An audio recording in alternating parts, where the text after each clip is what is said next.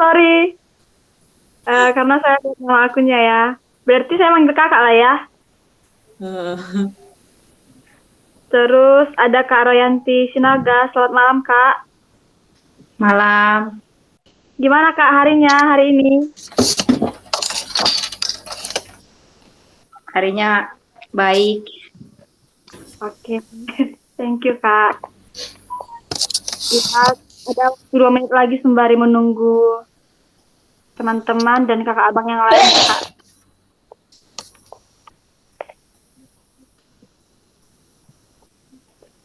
Mau lihat kakak yang cantik dulu. Siapa ini kakak yang cantik ini ya? Kak Heni. Sepanjang kita belajar berjalan, baru ini ada chat kayak gini. Berarti itu Kak untuk Kak Heni. Yang mana? Si Bob mah ngomong begitu dia ngomongnya. Kawan lama dari sejak SMA. Oh Kawan ya, kesepakatan. Bob. terima kasih Bob udah bergabung. Oh, Oh, Bang baru Bob, join dia, baru join dia kali ini. Oh, Risna. Ganti-gantian ya? Risna sama ini ya? Melda ya? iya Kak, semuanya ganti-gantian. Kalau Semuanya. kakak mau, nggak bisa. Oh gitu ya. Oke, Tinggal oke. masukkan lamaran aja Kak, sama Mesin lamaran ya. Sandy. Oke.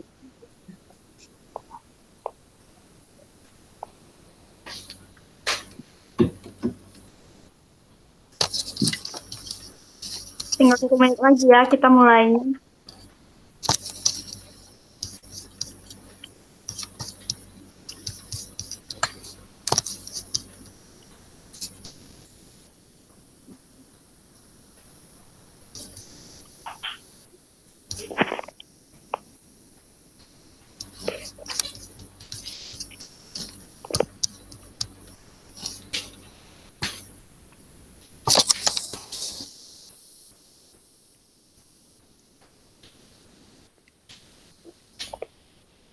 Oke, sudah jam 7 pas, boleh kita mulai nggak ya?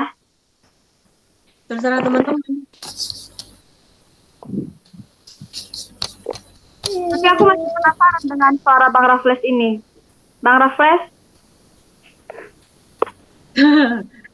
Belum nampak mukanya. Halo Dek, Shalom. halo. Shalom Bang. Gimana Bang, studi S2-nya? Lancar? Seperti biasa Dek, kuliah online membosankan.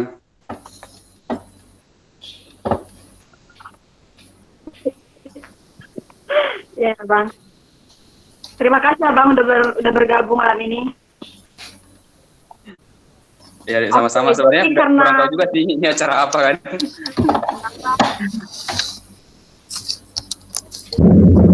jadi dari hati tempat dalam, mau mengundang Bang Raffles yang mimpin doa malam ini, doa pembuka. Hahaha. Kalau Enggak, jangan dulu Dek, soalnya kan belum tahu juga ini acaranya kayak mana. Cuma kemarin tadi lihat di WA-mu terus join aja gitu. Bang apa Evan Bang nanya, dia? Bang Raffles alumni mana? Sekarang sedang studi apa? Oh, thank you Dok. Ini alumni Unimed, seniornya Imelda Kak. Sedang studi apa? Ini sedang studi S2 Kak. Di ITB ya.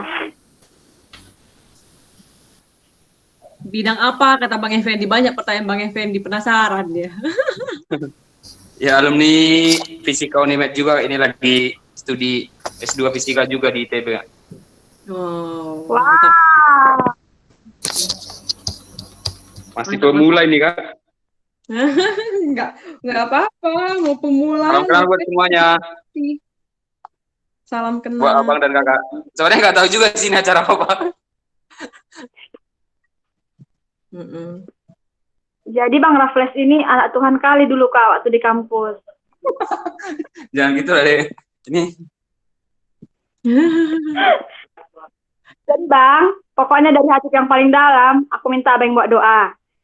Ini hanya kalau kalau acara kita ini kayak talk show atau diskusi aja Bang, tapi topiknya itu ganti-ganti setiap pertemuan gitu. Jadi yang mau Abang doakanlah supaya diskusi kita malam ini lancar, terus bisa apa ya, membawa pesan atau hikmat untuk pendengarnya, sama doakan pembicara kita. Bisa lah ya Bang Flash ya. Aku percaya sama Abang nih. Kemana ya? Nggak apa-apa deh. Yang adik aja dulu apa? Next time aku nggak apa. Ya, biasanya newcomer kan observasi dulu, lihat-lihat dulu. Tahu apa ya kan? Jangan bergabung ya Bang Flash. Minggu depan ku cari nama Abang ya. Soalnya minggu depan rencananya Abang. Itu Siap. request. Bisa lah Bang, humanity dalam fisika katanya. Respect. Oke, jadi kira-kira siapa yang dari kakak abang yang mau membawa doa kita malam ini?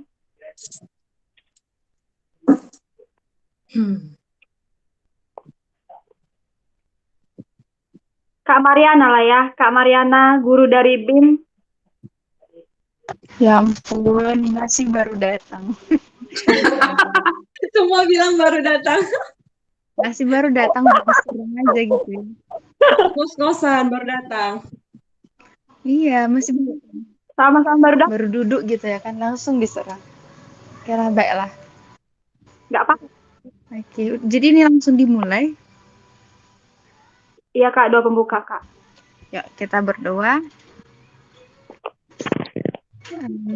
Tuhan, kami bersyukur untuk hari ini, bersyukur juga untuk malam ini, untuk kesempatan ini Tuhan mengizinkan kami untuk bertemu secara virtual, membahas satu topik yang sangat menarik. Biarlah ini ya Tuhan, lewat pembahasan kami malam ini, kami bisa dicelikkan, kami juga semakin teguh dan semakin peka terhadap apa yang Tuhan rindukan untuk kami kerjakan di dalam kehidupan kami. Dan biarlah Tuhan lewat diskusi ini, kami semakin menjadi pribadi yang lebih baik, yang bisa Tuhan pakai untuk tujuan-Mu yang mulia. Kami juga berdoa untuk Kak Heni sebagai pemakalah pada malam hari ini. Tuhan, Engkau memberkati dia, memberikan dia hikmat, dan juga setiap kami yang mendengarkannya, biarlah kami mendengarkannya dengan sungguh-sungguh, dan senantiasa menaruh perhatian sepenuhnya. Kami serahkan seluruh kehidupan kami dan diskusi kami ini ke dalam tangan pimpinan kuasa-Mu. Di dalam Kristus Yesus, Allah kami yang hidup, kami berdoa dan mengucap syukur. Haleluya, amin. Amin. Thank you Kak Mariana. Oke, jadi pertama selamat datang dan selamat malam untuk kakak dan abang semua. Terima kasih sudah memberikan waktu, memberikan paket, memberikan perhatian untuk bergabung di acara malam ini bersama kakak kita nih yang sangat cantik. Kurasa nggak cuma aku yang bilang itu. Jadi silakanlah Kak, kakak memperkenalkan diri. Agak panjang pun perkenalan nggak apa-apa lah, supaya nunggu yang lain Kak.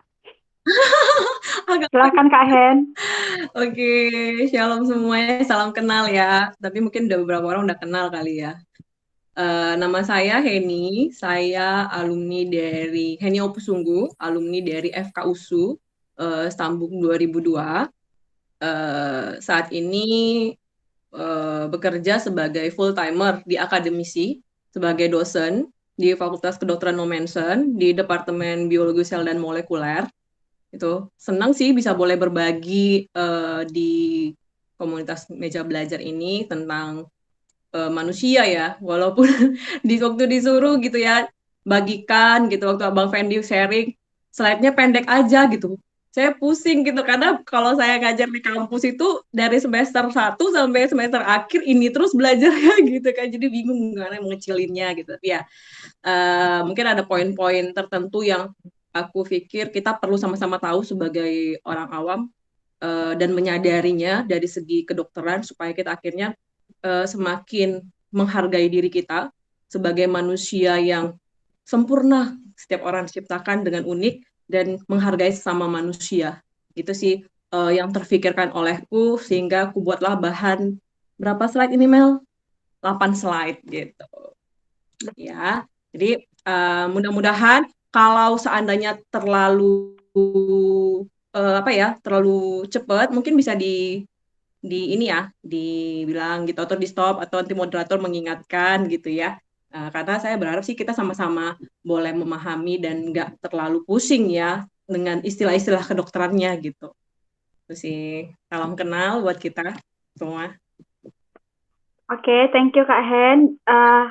Kakak dan Abang ada yang mau bertanya lebih dalam tentang Kak Hen ini? Wah, udah mulai pertanyaan ya.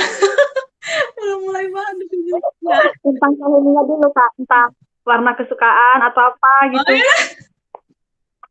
Silakan, boleh, silakan. Mau nanya apa? Sambil menunggu yang Kayaknya untuk Bang Gunawan, aku penasaran deh, kayaknya Bang Gunawan perlu ngasih satu pertanyaan sama Kak Hen ini. Boleh Bang? silahkan. Halo Bang Gunawan Panjaitan. Ukuran sepatu. Nggak sih cuma nanya ya, harus dikasih. Nanti di PC aja ya, malu. Masa ukuran sepatu di sini? Kelihatan banget mau minta ya. Enggak lah, nanti ya Oh, kita. nanya ke Kak Heni aja resep awet mudanya seperti apa Kak resep awet mudanya? Oh, resep awet muda ya. Aduh, makan seimbang ya, perbanyak sayur dan buah dan positive thinking kali ya. Apa lagi ya? Nggak kelihatan ya, saya angkatan 2002 ya. Nggak ada sih, paling karena saya, apa ya, kalau saya sih memang udah membiasakan pagi itu sarapannya emang buah sayur ya. Kalau makan siangnya baru makan berat ya kan. Itu aja sih, nggak ada yang lain.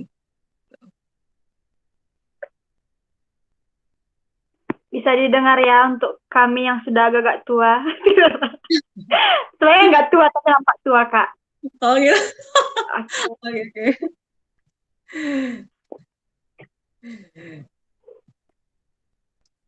Ada lagi pertanyaannya? Ada lagi?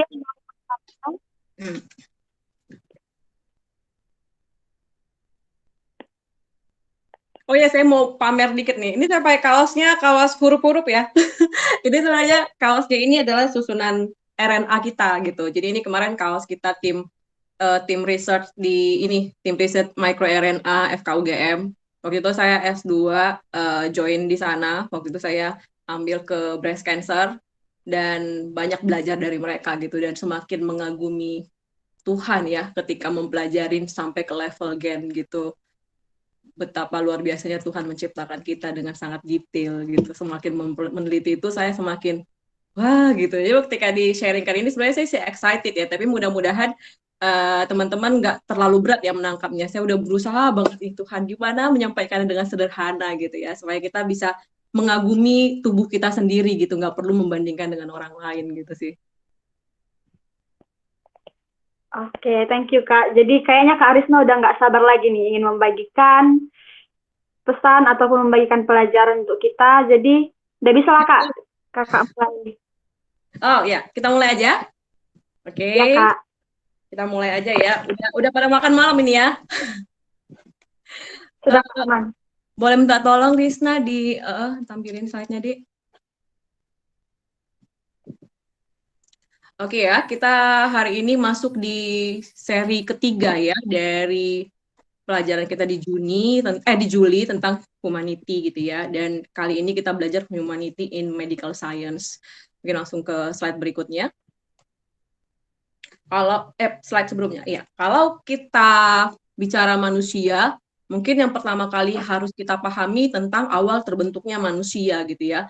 Bahwa manusia itu dimulai setelah konsepsi. Konsepsi itu apa? Pertemuan antara sel sperma dari pria dengan ovum dari wanita. Ketika sperma bertemu dengan ovum, terbentuklah zigot. Dan zigot itu hanya satu sel gitu. Walaupun dia hanya satu sel, terlihat ya di slide itu hanya satu sel, tapi itulah titik awal kehidupan. Jadi kalau dikatakan start hitungannya hari pertama, ya saat kebentuk zigot. Jadi itu hari pertama, baru lanjut ke pembelahan berikutnya hari kedua, hari ketiga, hari keempat, sampai 9 bulan gitu, sampai 37 sampai 40 minggu waktu melahirkan. Jadi start hari pertamanya itu adalah di zigot.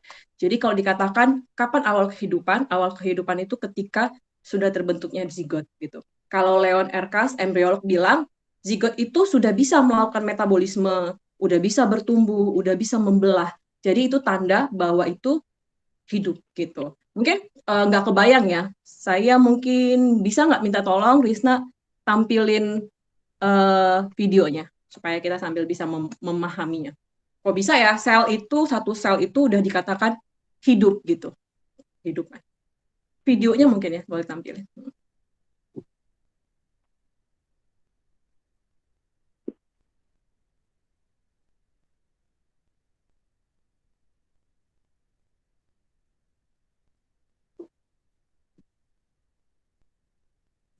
Videonya yang mana, Kak? Ada video ya? Ada. Iya, Kak. Kak Aris, cek yang di ini, Kak Aris. Oh ya, sambil operator mencari ya. Oke, saya kasih gambaran sambil teman-teman komunitas meja belajar mencari videonya. Jadi saat terjadinya hubungan antara suami dengan istri seperti itu ya, kita pakai bahasa awam aja. Itu sebenarnya sperma yang dilepaskan atau ditembakkan sekitar 200 sampai 500 juta sperma. Bukan hanya satu ya, sekitar 200 sampai 500 juta. Bayangin ya, banyak banget sebenarnya sperma yang ditembakkan, lalu yang akan sampai ke tempat pembuahan hanya sekitar 1.000. Bagaimana seleksi terjadi ya? Hanya sekitar 1.000. Tapi hanya akan ada satu sperma yang terbaik yang membuahi ovum. Jadi, dari sini kita bisa paham bahwa zigot itu terbentuk dari sperma dan ovum terbaik dari yang ada gitu ya. Ya kalaupun akhirnya ada yang cacat ya itulah yang terbaik dari yang ada gitu di dalam antara pria dan wanita itu gitu ya.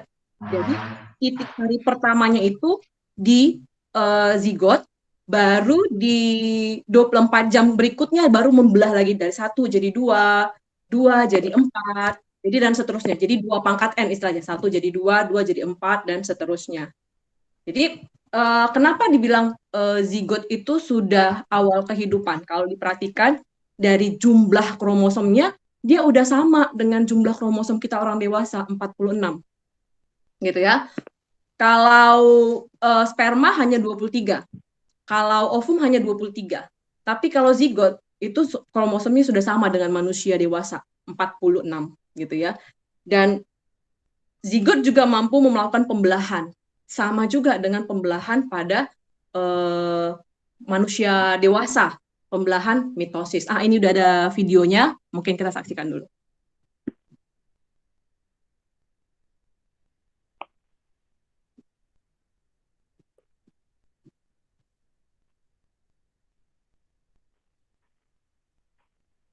Suaranya nggak kedengaran ya? Ya udah, nggak apa-apa kalau nggak bisa. Ini bagaimana sperma yang ditembakkan 200 juta sampai 500 juta sperma, mereka akan bermaraton untuk hanya ada satu sperma yang bisa masuk. Ketika satu udah masuk, yang lain nggak bisa masuk lagi. Dan zigot dalam 24 jam, dia akan membelah jadi 2, 2 jadi 4, dan akan terus membentuk embrio dan calon janin.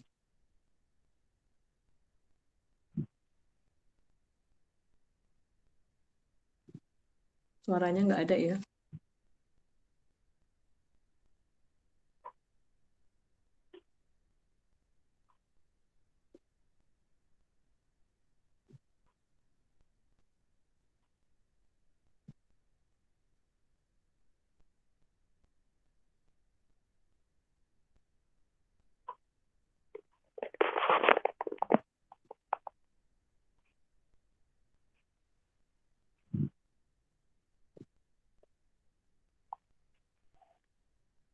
Aku mungkin bisa sambil kakak aja yang jelaskan, Kak, suaranya ini. Ya, di setiap minggunya itu ada organ-organ tertentu yang akan mengalami perkembangan gitu. Sampai akhirnya terbentuk sempurna, itu kalau dikatakan dia matur itu sekitar usia 37 sampai 40 minggu ya. Kalau di bawah 36 minggu itu nanti dibilang prematur, belum cukup bulan. Kalau udah lebih dari 42 minggu, dia postmatur, kelebihan bulan. Makanya kalau nggak lahir-lahir itu pasti disarankan untuk dioperasi gitu ya. Nah, di sini juga akhirnya kita menyadarin bagaimana proses terbentuknya setiap organ itu step by step gitu. Dan itu memang kita bisa lihat tadi ya, dimulai dari satu sel itu. Dari satu sel zigot itu, dia membelah terus, satu jadi dua jadi empat, baru mengalami pematangan. Makanya bilang tumbuh dan kembang. Bertumbuh, bertambah terus jumlahnya, berkembang, mengalami kematangan, dan semakin jelas bentuk organ-organ dari janin ini gitu. Makanya kalau sebenarnya dibilang usia kita itu berapa hitungannya, sebenarnya settingannya itu dimulai dari terbentuknya zigot ya. Kalau mau dibilang kapan hari pertama kita, usia kita hari pertama bukan waktu lahir ya, tapi waktu terbentuknya zigotnya kita gitu.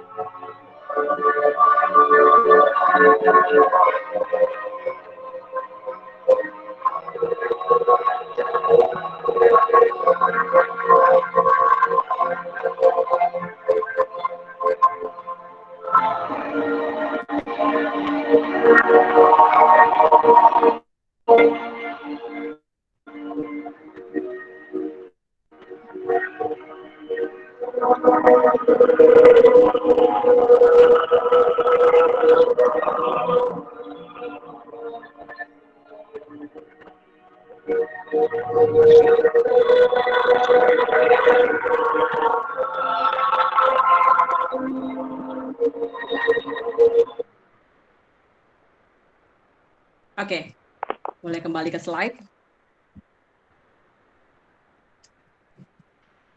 Oke, next slide. Boleh. Ya, jadi sebenarnya kalau kita lihat titik awalnya bagian part terkecil dari manusia itu yaitu tadi sel. Memang dari titik awal kita ada pun dari satu sel gitu.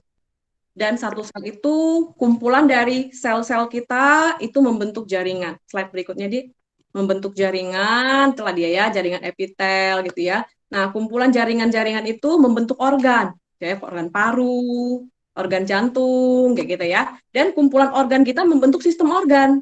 Itulah dia, misalnya kalau sistem pencernaan kan terdiri dari mulut, esofagus, lambung, usus, anus gitu ya. Nah, sistem organ inilah yang membentuk tubuh kita. Gitu. Mungkin sebelum lanjut ke part yang lebih detail, kita akan masuk ke bagian yang lebih kecil lagi. Di dalam sel itu ada apa aja gitu. Sebelum saya lanjut, ada yang mau nanya nggak sampai di sini? Iya nih Kak Hen, udah ada yang bertanya nih. Oh ya. Dari Bang Armen. Jadi Bang Armen bertanya, jadi Kak sebenarnya penentuan usia pertama terbentuknya zigot itu gimana Kak? Katanya kalau ke dokter yang ditanya kapan terakhir menstruasi. Oh, Penentuan usia belajar ini kita ya, dokter kandungan ya. Ya, memang begitu. Kenapa yang ditanya dokter itu menstruasi? Karena dibilang sel telur yang siap dibuahi itu kan adalah sel telur yang matur. Sel telur yang matur itu dihitung dari hari ke-14 dari menstruasi gitu. Jadi dari menstruasi dihitung hari ke-14 itu namanya ovulasi sama perempuan. Di hari ke-14 itulah, di fase ovulasi itulah yang baik untuk dibuahi karena sel telurnya matang. Kalau nanti nggak dibuahi, ini yang nanti akan luruh ke menstruasi berikutnya. Kan hitungannya yang normal 28 hari gitu. Makanya hitungannya itu hari ke-14 dari sejak menstruasi. Jadi makanya dokter akan tanya menstruasinya kapan. Oh iya ini ovulasi. Di ovulasi itu lah dihitung gitu, hitung mundur nanti dari yang dia datang sekarang gitu. Oh ini udah berapa minggu ya kehamilan, itu sih kalau ininya. Jadi waktu terbentuk ovulasi ya tadi berarti ovumnya udah mateng, baru dibuahi sama sperma ya langsung ke bentuk zigot. Itulah titik hari pertama gitu. Baru pembelahan yang jadi 2 itu dalam 24 jam. Untuk pembelahan berikutnya tadi di video dibilang kan lebih cepat lagi jadinya 12 sampai 15 jam untuk pembelahan yang berikutnya. Sampailah 37 sampai 40 minggu baru dia akan lahir ke dunia. Kurang lebih seperti itu. Kita lanjut kali ya. Kita lanjut dulu ya. Bang, masih ada yang mau bertanya? Jika ada yang mau bertanya, boleh di unmute atau di ruang chat ya, Kak. Berarti Kak, berarti menarik ya, Kak. Berarti usia kita itu dihitung sejak pertama kita jadi zigot ya? Harusnya ya. Harusnya, Ya. karena di situ sebenarnya hari pertamanya kita gitu, bukan waktu kita lahir. Waktu kita lahir sebenarnya usia kita kan udah sekitar 37 atau 40 minggu kan, 37 sampai 40 minggu sebenarnya usia kita. Tapi biasanya akan kita bicara kelahiran kan kalau secara orang awam lahir ke dunianya ya. Tapi sebenarnya kalau bicara soal penciptaan, pertemuan si sperma ayah dan ovum ibu itu yang ketika jadi zigot, disitulah hari pertamanya kita gitu. Jadi awal kehidupan kita di situ sebenarnya. Jadi buat teman-teman yang mau menghitung-hitung, tinggal tambahin aja, tambahin 40 minggu, 37 sampai 40 minggu, ambillah 40 minggu misalnya kayak gitu. 40 minggu 10 bulan ya, misalnya seperti itu. Nanti jadi berubah Kak. Nanti jadi berubah Kak hari ulang tahunnya. Iya ya. Hanya untuk tahu usianya aja, tinggal tambah 40 minggu. Kurang lebih itu. Oke, mungkin kita lanjut dulu kalau belum ada pertanyaan berikutnya. Boleh dilanjut Kak, Kakak dan Abang juga kalau ada pertanyaan boleh langsung diketik di ruang chat. Nanti setelah Kak Henny presentasi kita bahas lagi. Yes, boleh. Next slide.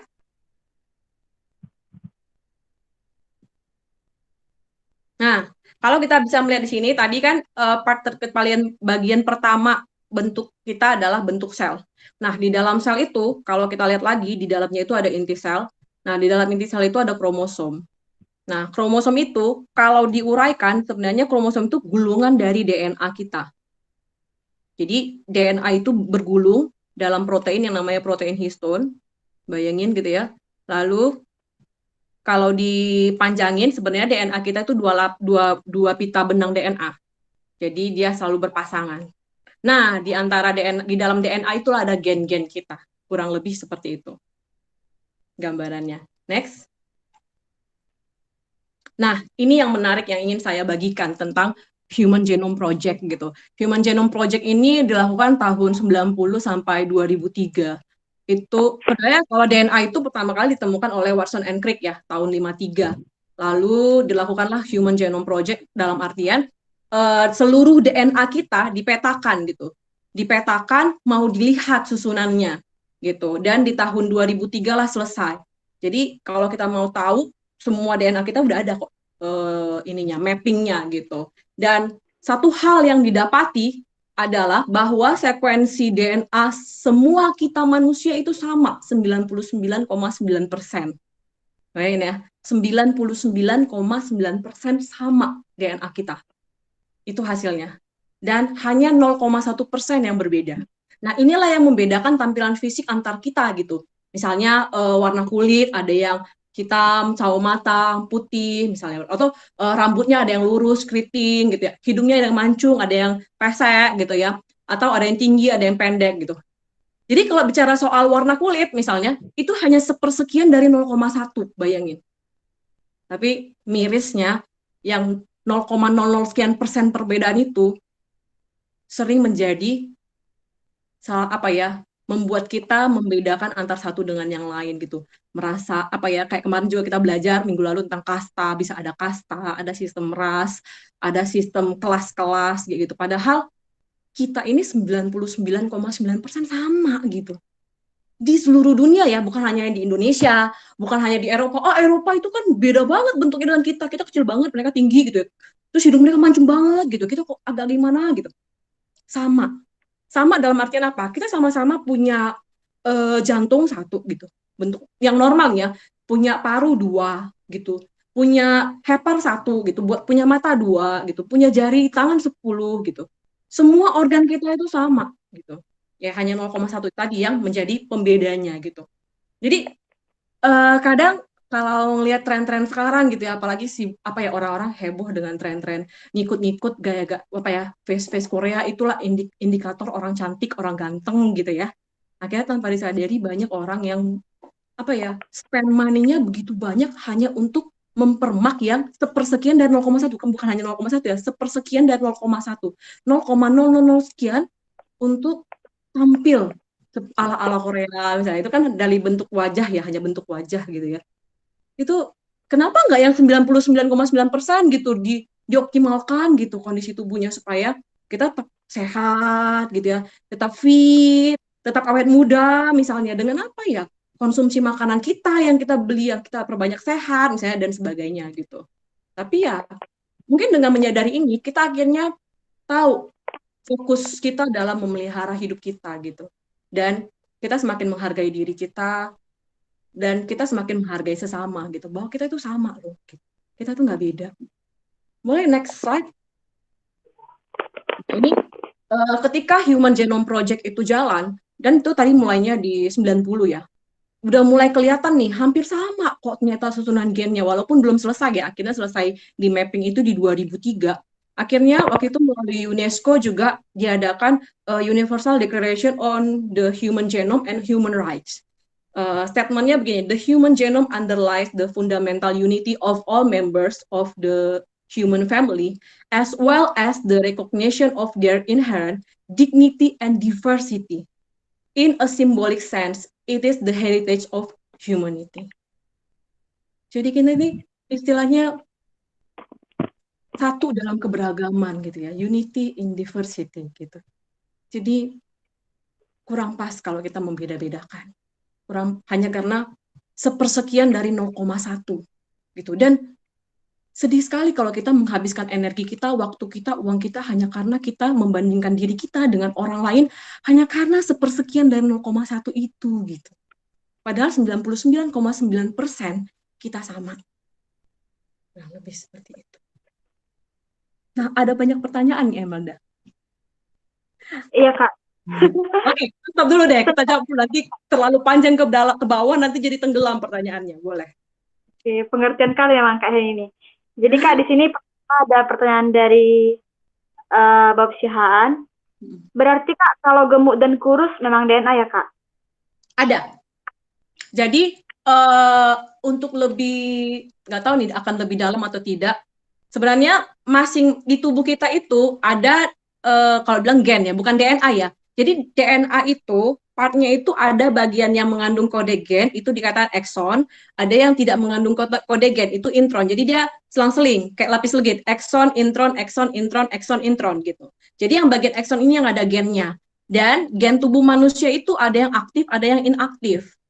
Gitu, tergantung mana yang aktif gitu. Kemarin saya baru baca Kompas ambil dari research gitu ya. Udah didapat gitu gen kurus itu. Jadi ketika bilanglah gen X ini aktif, ini membuat metabolisme kayak saya nih, metabolisme saya itu tinggi sekali gitu. Mau seberapa banyak pun saya makan, akhirnya itu akan termetabolisme gitu, nggak tersimpan gitu. Nah, orang yang lain gen yang X ini dia nggak aktif.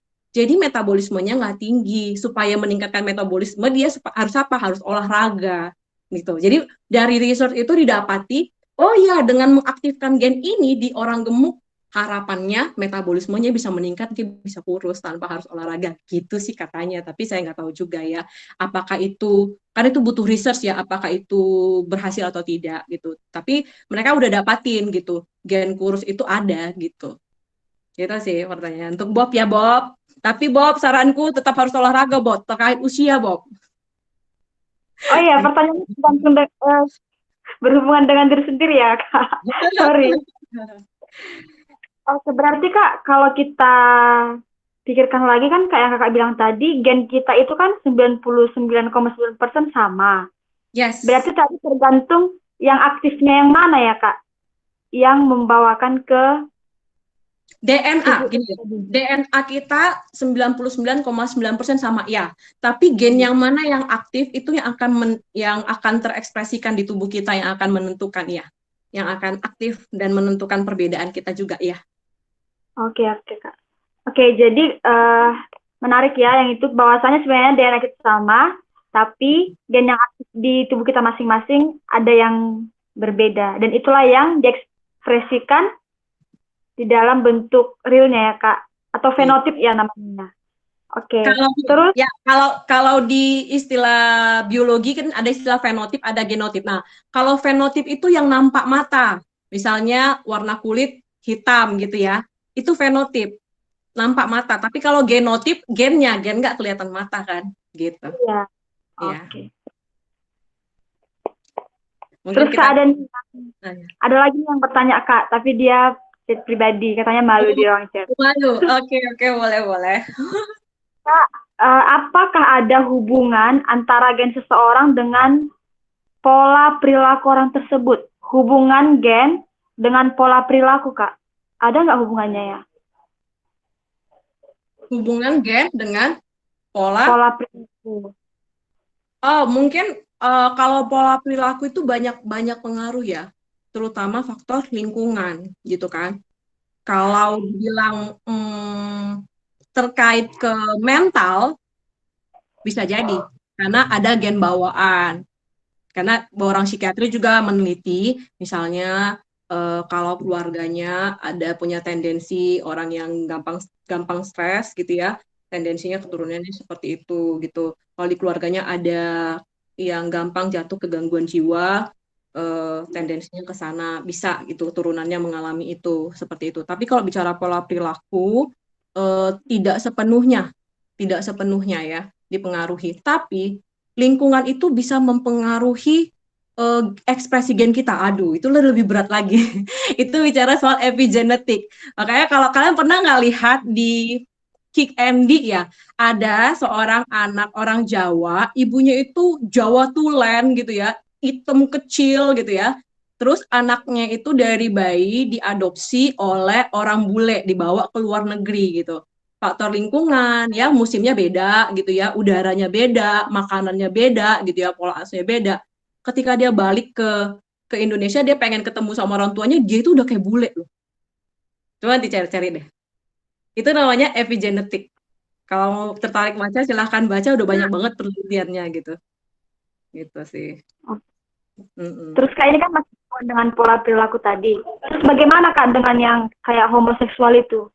Itu ada nggak juga hubungannya dengan gen? Kan beberapa pandangan ada juga yang mengatakan bahwa homoseksual itu berhubungan dengan gen. Bagaimana Kakak memandang ini?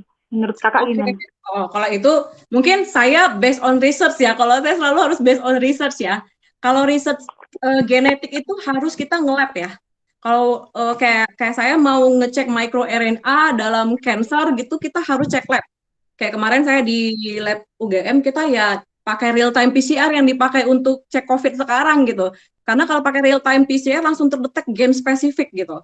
Nah, kalau yang saya tahu sih terkait itu belum ada ya penelitian nge-labbing ya, nge-lab istilahnya untuk mendapatkan gennya. Yang kebanyakan bentuk kuesioner ya. Kalau kuesioner kan kita nggak tahu gennya apa gitu. Jadi saya nggak berani bilang pasti nggak ada, karena memang belum ada hasilnya. Karena kalau bicara tentang penelitian research kan istilahnya kayak gunung es ya. Ini yang di atas ini yang kelihatan itu yang sudah orang tahu, yang di tengah ini orang mungkin sedang penelitian, tapi yang paling dasar yang gelap sekali di bawah itu mungkin ada ilmu yang kita belum tahu. Gitu kan? Nah, tapi sejauh ini sih setahu saya belum ada sih penelitian gen spesifik. Kayak ini kan udah ada Human Genome Project, gen kita udah dipetakan semuanya gitu. Dan sampai sekarang saya belum tahu tuh gen apa, di kromosom berapa, di band dan subband berapa, gen yang terkait dengan homoseksual itu belum ada. Tapi dia lebih kepada kuesioner kan, membandingkan antara dua kembar gitu ya, dua anak kembar dan seterusnya. Kalau kuesioner sih bukan level gen ya, gitu. Jadi kalau menurut saya belum ada sih penelitian yang membuktikan gennya gitu. Gitu sih.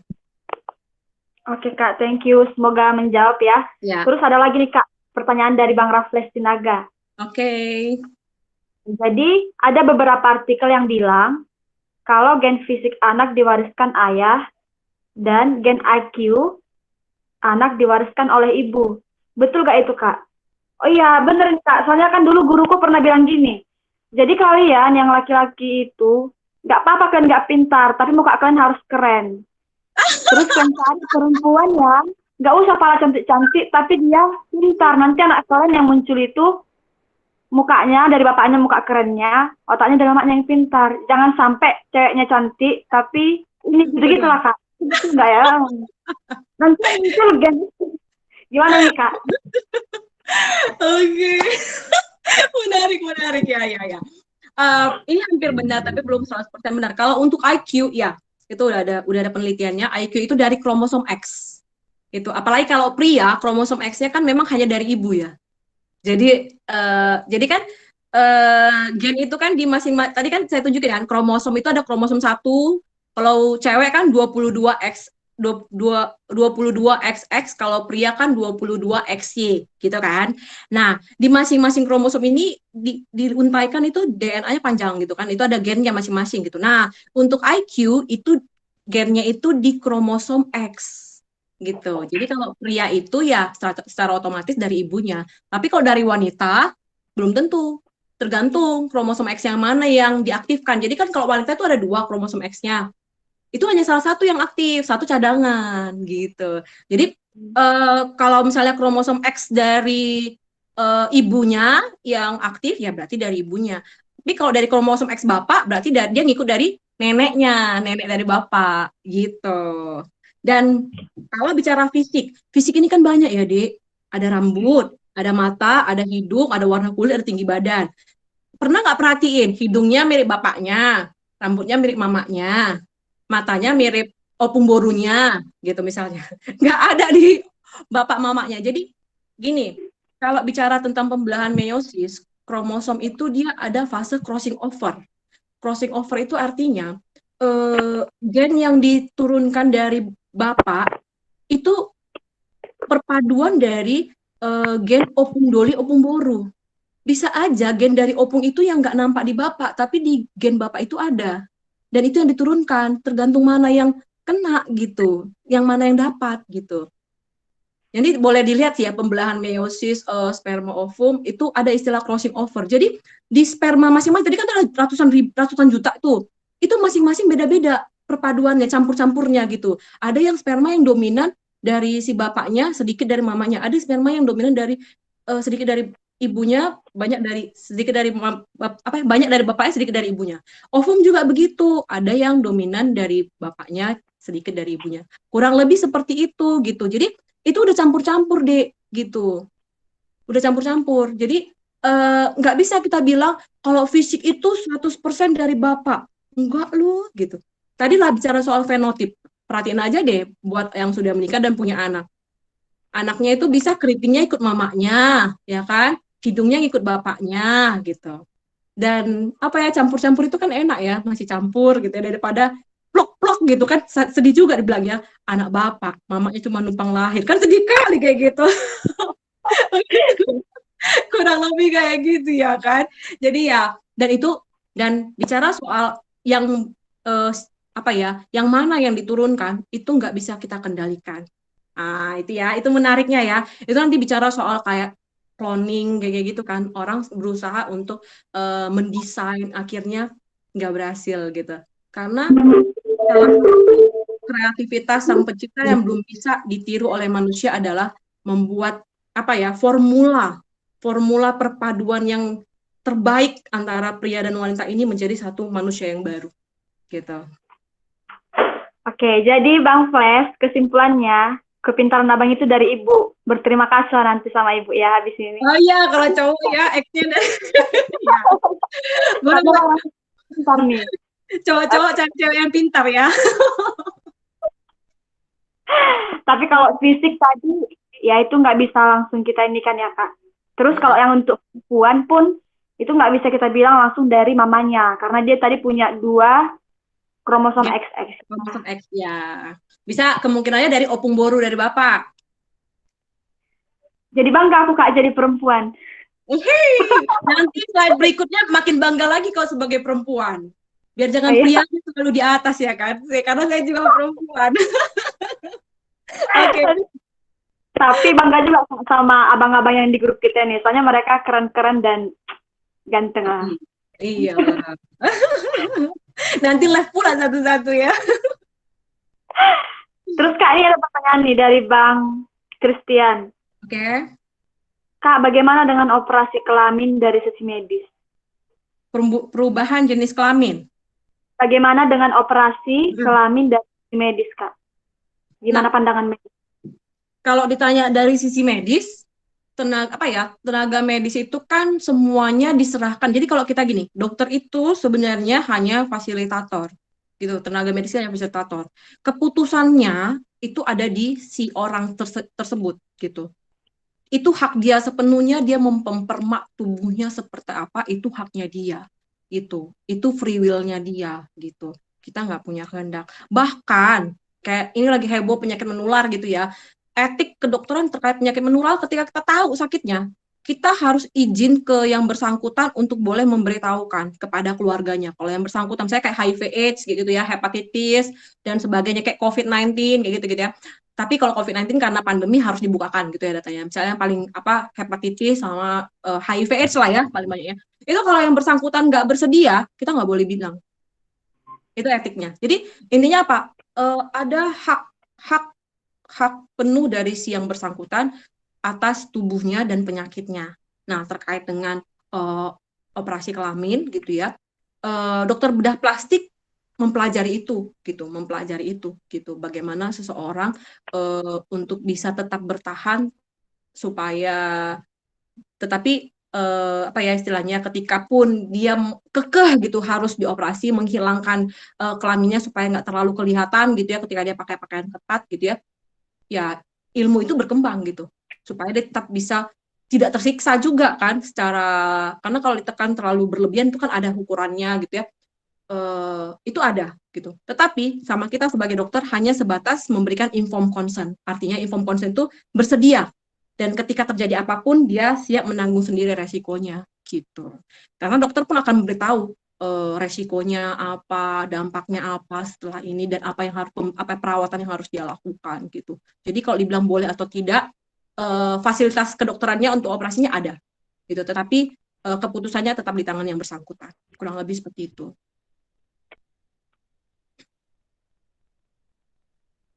Ada lagi?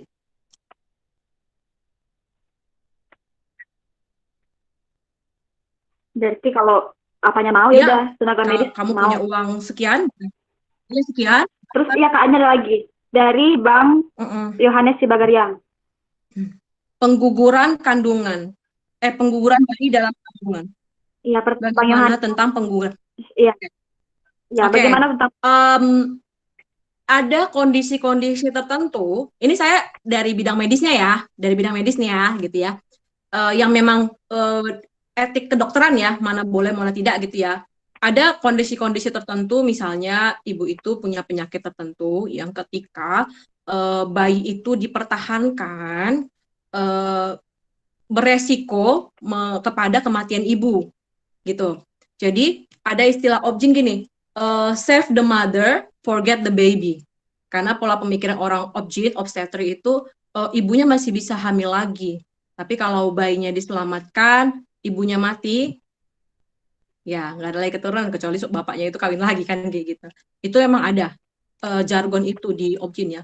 Waktu saya koas juga, dari sejak saya koas juga udah sering diiniin gitu pada kondisi-kondisi tertentu gitu. Bahkan di luar negeri antenatal care-nya, misalnya kayak ibu lagi hamil, kontrolnya itu udah lebih ke genetik gitu. Dia akan cek bayi dalam kandunganku ini ada potensi mengalami cacat, mengalami kelainan bawaan nggak? Kalau dia dilahirkan nanti dia ada kemungkinan cacat nggak gitu.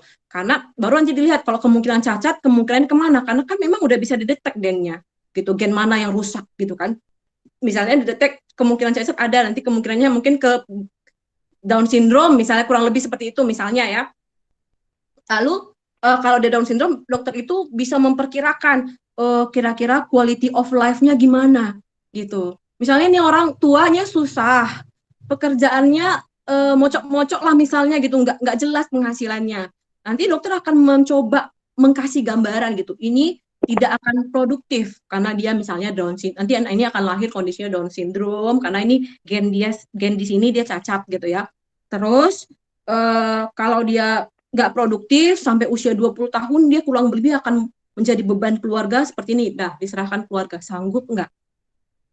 Kalau sanggup lanjut, kalau nggak sanggup kita gugurkan. Di luar negeri udah sampai seperti itu, gitu. Tapi kembali ke yang saya katakan tadi, titik awal kehidupan sebenarnya dimulai dari zigot. Ketika sudah terbentuk zigot, sebenarnya dia sudah titik awal untuk menjadi manusia sih sebenarnya. Dia hidup gitu. Kalau digugurkan berarti kita mematikannya. Kurang lebih kan seperti itu. Gitu. Oke, Kak. Terus berhubungan lagi nih Kak. Tadi kan kalau misalnya kayak operasi kelamin itu kan free will nih, tergantung kemauan si pasiennya. Lantas kenapa aborsi ini seperti ada sekat gitu ya Kak? Kenapa itu nggak tergantung free will pasiennya juga gitu? Kayak Kenapa? yang kalau misalnya tadi yang operasi kelamin kan Kak, itu medis memfasilitasi selama pasiennya mau. Nah, dalam hal pengguguran bayi ini tidak tergantung ke free will-nya pasien juga gitu. Tergantung. Itu kan kita minta kembali lagi, kita akan selalu minta informed consent istilahnya, persetujuan medis. Jadi dari persetujuan medis itu kita bilang, misalnya dokter objin nih bilang, ini kondisinya ibunya misalnya kondisi preeklamsi berat, eklamsi kejang-kejang gitu. Ini bayi harus dikeluarin, tapi kemungkinannya dia akan karena belum matur, kemungkinannya bisa nggak bisa bertahan gitu karena belum matur. Tapi ibunya kejang-kejang, kalau dibiarin terus ini mati ibunya gitu. Pilihan di tangan keluarga ya, suami buat keputusan gitu. Dok, saya ada juga yang bilang, dok upayakan dulu dok, kasih pengobatan, kami berharap sekali anaknya sembuh gitu. Ibunya stabil supaya anaknya ini bisa ini. Oke, ada yang berhasil agak diperpanjang kehamilannya gitu. Ada yang diterminasi langsung, iya, tapi bayinya prematur lahir bisa bertahan, ada gitu. Jadi tergantung ke keluarga sih gitu. Kalau Sebenarnya itu tetap kan informed consent ya. maaf ya Kak, tadi saya Kak. Kalau itu kan Kak, case-nya mungkin karena ada pengen menyelamatkan ibunya atau ininya. Maksudnya di sini gimana aborsi yang karena menolak kelahiran itu Kak? Maksudnya Kalau menolak kelahiran, tahu saya sih di rumah sakit atau praktek dokter resmi tidak membolehkan ya. Karena kalau tidak ada indikasi, si dokter bisa penjara. Kalau tidak ada indikasi medik gitu. Karena kan ada kriteria indikasi untuk kita boleh aborsi gitu. Jadi kalau dia kondisi janinnya sehat, hanya karena dia ingin aborsi, yang ini ya, yang praktek legal ya, rumah sakit, praktek bidan atau praktek dokter pribadi yang legal, itu nggak boleh. Makanya ada yang praktek ilegal mengaborsi kan di penjara juga kan kemarin. Masuk berita kan ya. Gitu. Harus jelas, nanti dia kan punya rekam medik, nanti akan diminta rekam mediknya, apa indikasinya gitu. Makanya kita kan punya komite etik kedokteran ya, yang akan mengevaluasi itu benar atau tidak gitu. Sebelum masuk ke pidana. Gitu. iya Kak, karena tadi mikirnya gini kan, kok yang untuk operasi kelamin free will, bebas gitu. Kok untuk ini ya enggak ya. Jadi kok ada sekat antara medis ini. Itu alasannya tadi karena indikasinya itu juga ya Kak sama undang-undang ya Kak ya. Dibatasi oleh undang-undang. Iya, kita kan punya sumpah dokter di menghargai kehidupan gitu, menghargai kesehatan. Kita punya sumpah dokter sebenarnya terkait itu. Kalau yang itu Kak, bayi tabung kan, kalau misalnya ini ada lagi pertanyaannya Kak dari teman kita. Kalau misalnya kayak bayi tabung, itu ada juga tuh yang dibuang embrionya Kak, atau nggak dikembangkan karena nggak layak tanam. Itu gimana Kak? Kalau bayi tabung kan itu dikondisikan ya. Bayi tabung dia kan diperjumpakan di luar gitu ya, dalam tabung sperma dengan telurnya gitu kan. Kan ketika dipersatukan nggak jadi, ya nggak membelah dong zigotnya. Berarti nggak ada kehidupan, mati. Ya kan? Jadi kan dilihat ketika sperma dengan ovumnya udah ini dipersatukan kan dilihat dulu di luar, baru ketika dia lihat ada potensi membelah baru ditanamkan. Apakah ditanamkan ke ibunya? Kalau di rahim ibunya nggak potensial, dia cari surrogate, artinya wanita lain untuk numpang gitu kan, numpang untuk ditanamkan, kurang lebih seperti itu, gitu deh. Oke Kak. Terus Kak ini ada lagi nih pertanyaan dari Bang Daud Sinaga.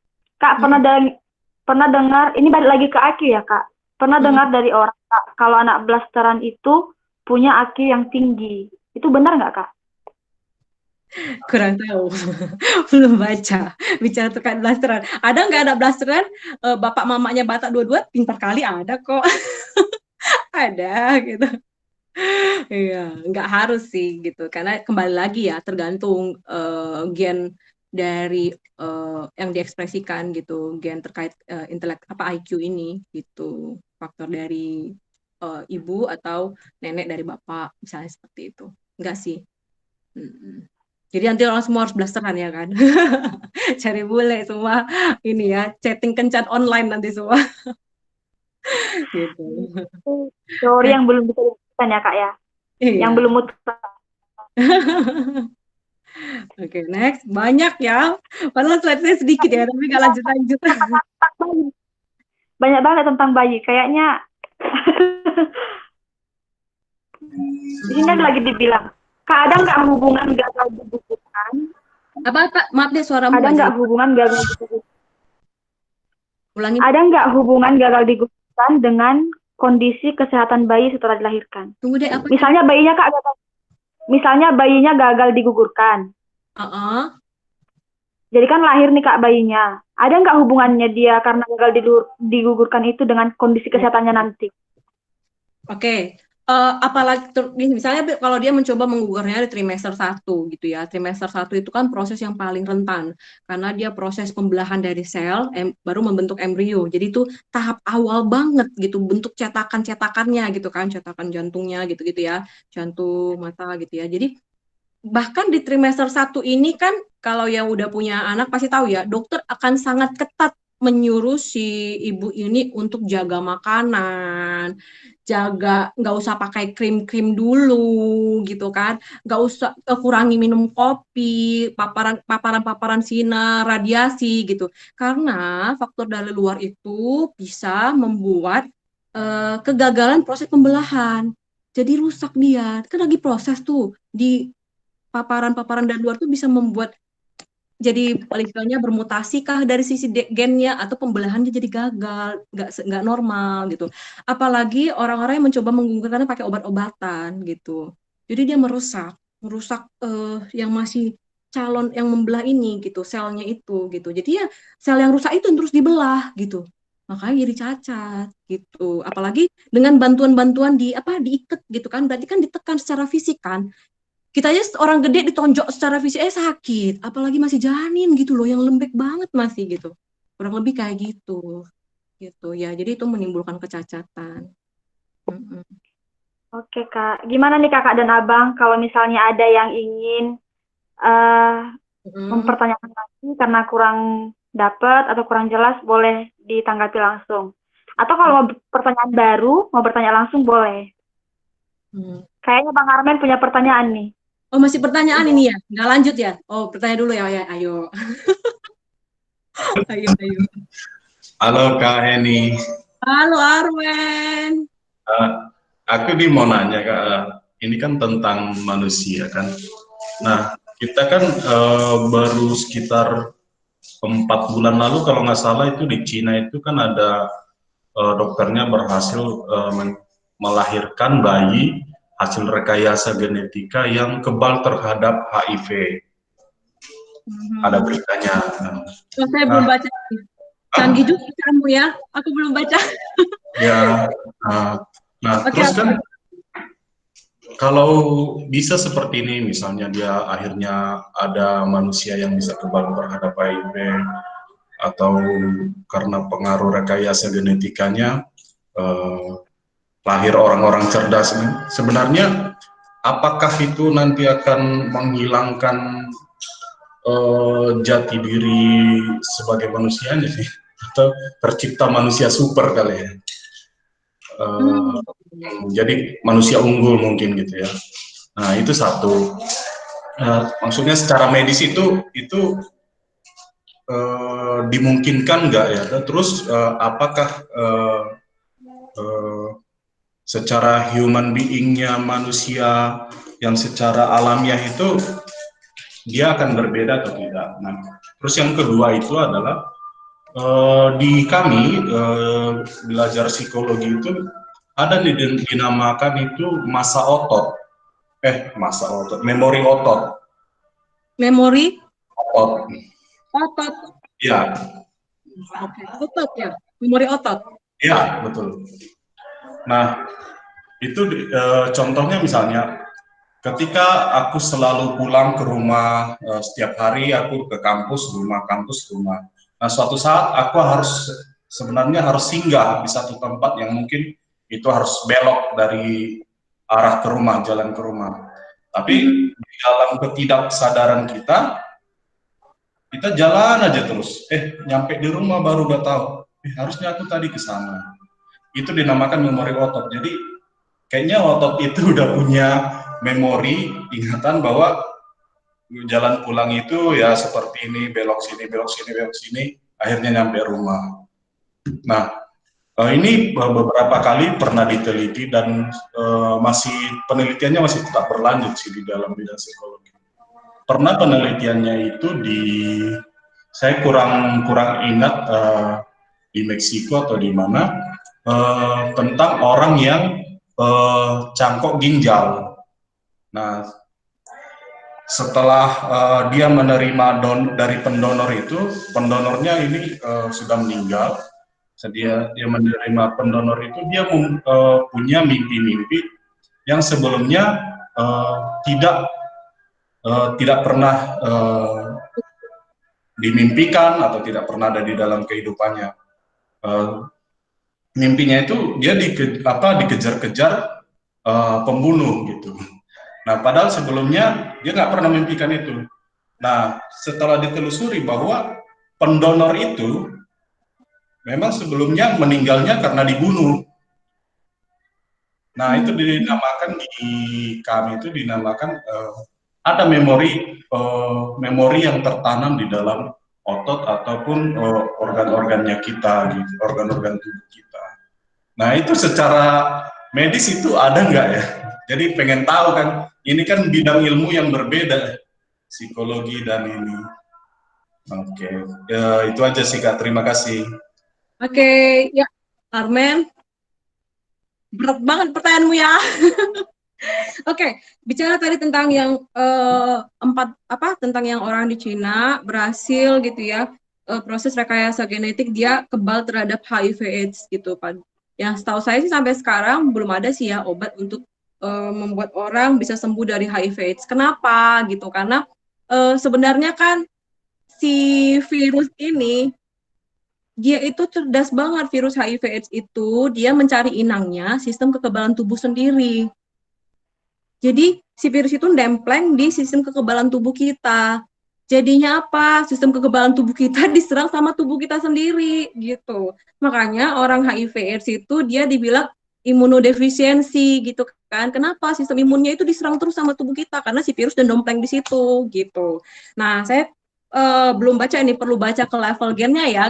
Gen apa gitu, karena bicara tentang itu kan dia itu nempleng, dia akan membentuk susunan baru, si DNA virus nyatu ke DNA dari sistem imun kita, DNA sistem imun kita, dan dia sudah membentuk konsep baru gitu, dan dia akan dikeluarkan terus gitu si virusnya, jadi antibody sistem kekebalan imun kita itu infeksius ke tubuh kita sendiri, padahal harusnya dia yang menyerang si HIV/AIDS, itu makanya susah ditolong gitu, dan belum dapat gitu obatnya gitu. Tapi nanti mungkin saya akan baca terkait dengan rekayasa genetik. Tapi bicara rekayasa genetik, memang sampai di pertemuan terakhir sebelum ada pandemi, harusnya ada pandemi, kalau nggak ada pandemi ini di awal 2020 mau ada lagi kita ya pertemuan INASHG gitu, Human Genetic Indonesia gitu. Kita punya organisasi itu sih se-Indonesia gitu. Biasanya tiap tahun kita pertemuan gitu. Dan di pertemuan terakhir di Human Genetic Organization kita itu memang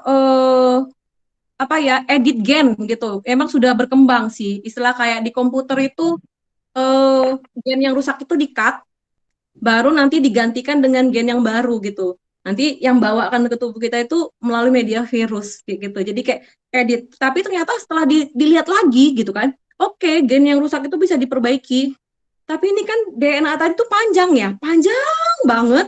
Dan itu di dalam satu pita DNA itu banyak gen. Nanti diperbaiki di sini, di sana udah berubah lagi susunannya. Karena kan DNA itu terdiri dari apa? Nukleotida kan? A, T, G, C kayak gini nih. Ini RNA karena T-nya jadi U. Kayak gini nih. Ini kan huruf-huruf ini, satu aja hilang, itu udah berubah susunannya. Karena bacanya itu bertiga-tiga. Misalnya ATG, ATC gitu. Jadi satu aja diambil, itu berubah susunannya semua. Dan gennya semua jadi berubah di dalam satu pita DNA itu gitu. Jadi nggak segampang itu sih bicara soal rekayasa genetik. Oke, bisa untuk saat itu, tapi dia harus dilihat dulu ke berikutnya dan dicek ke gen-gen yang lain gitu. Makanya kalau diperhatikan misalnya anak lahir kelainan kongenital, misalnya kerusakan gen tertentu gitu. Misalnya anak Down syndrome lah, misalnya trisomi 21 gitu, ada 3 kromosom 21-nya. Itu bukan hanya satu gejala, ya kan, ke Down syndrome, tapi bisa jalannya susah, infertil, gitu. Kenapa? Karena ngefek ke gen-gen yang lain gitu. Jadi bisa aja satu diperbaiki, direkayasa, tapi ke ujung lain jadi berubah susunannya gitu. Jadi nggak segampang itu sih. Yang saya pahami ya sampai pertemuan terakhir bicara soal edit gen kayak gitu-gitu, itu sedang dikembangkan memang. Terkait kayak misalnya untuk cancer kan susah ya memperbaiki kalau udah mutasi, mau kemoterapi kayak mana juga nggak bisa jadi bagus kan, tetap yang rusak itu terus gitu kan. Nah, terpikir terapinya langsung ke level gen gitu, diedit gennya. Tapi yang di ujung sana jadi berubah gitu-gitu terus, ada side effect-nya. Dan tetap belum ada yang bisa mengalahkan pencipta sih kalau menurutku sampai saat ini. Gitu. Terus terkait dengan memori otot ini menarik ya. Tapi kalau di kedokteran terkait memori itu memang di otak gitu. Memori itu di otak gitu. Organ untuk memori itu otak, tetapi otak kita yang mengkoordinasikan ke semua organ tubuh gitu. Ada terkait hormonal gitu. Dan kalau terkait hormonal nanti ada lagi melalui mekanisme hipofisis seperti itu. Jadi nanti dia akan berkoordinasi ke otak, baru ke otak yang mengkoordinasikan ke yang lain gitu. Jadi mungkin nanti perlu belajar kali ya saya terkait itu tadi ya, dia cangkok ginjal. Kalau terkait cangkok kayak gitu, misalnya kita transplantasi organ kurang lebih seperti itu ya, misalnya ginjal gitu, ya dia terima ginjal dari si X, tapi dia tetap menjadi dirinya sendiri gitu, yang kami sebagai seorang dokter ya gitu. Tapi kalau teman-teman psikologi meneliti, mungkin saya nanti akan perlu belajar dari teman-teman psikologi. Mungkin itu dulu dari saya. Iya, ada lagi yang mau ditambahkan, Bang Men? Atau kakak abang yang lain? Terkait dengan Bang Armen tadi. Bukan ditambahkan sih, justru ada pertanyaan baru. Nah, pernah juga kan beberapa kali ikut seminar gitu kan. Aku lupa nama dosennya, dosen dari UGM juga, dosen psikologi. Dia penelitiannya tentang terapi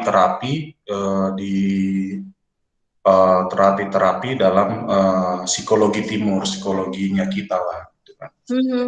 Kalau Barat kan dia memaparkan bahwa ada psikoterapi, ada terapi keluarga, terapi dan lain-lain. Nah, kita kalau di psikologi timur itu kan ada namanya semedi. Nah, terus dia menelitinya bukan jadi dia bukan cuma dia nggak murni penelitian psikologi tapi antar disiplin ilmu ya. Jadi dia melihat adanya koneksi antara gelombang otak dengan alam itu akan membantu pemulihan seseorang yang mengalami penyakit baik psikologis maupun penyakit fisik katanya. Nah, aku kurang jauh belajar tentang itu, cuma nggak tahu sih di lingkungan dunia medis ada nggak itu dibahas ya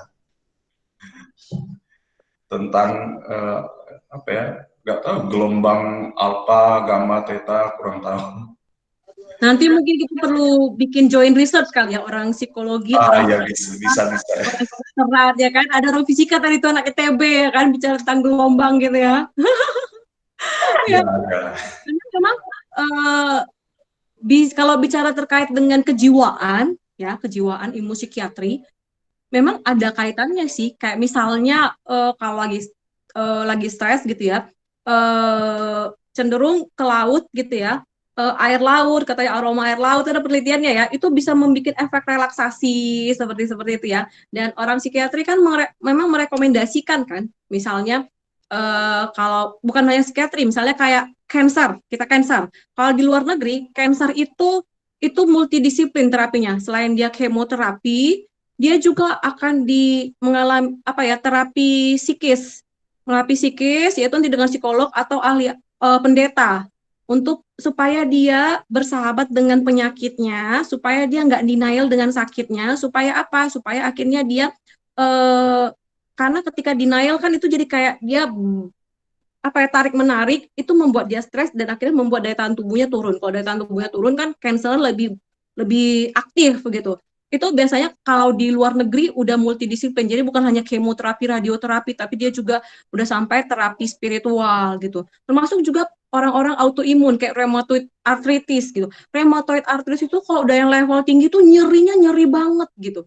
Mereka itu sampai terapi psikologis supaya apa? Supaya dia bisa stress release gitu. Kalau dia stress release, dia itu bisa lebih lebih cepat reda nyerinya gitu.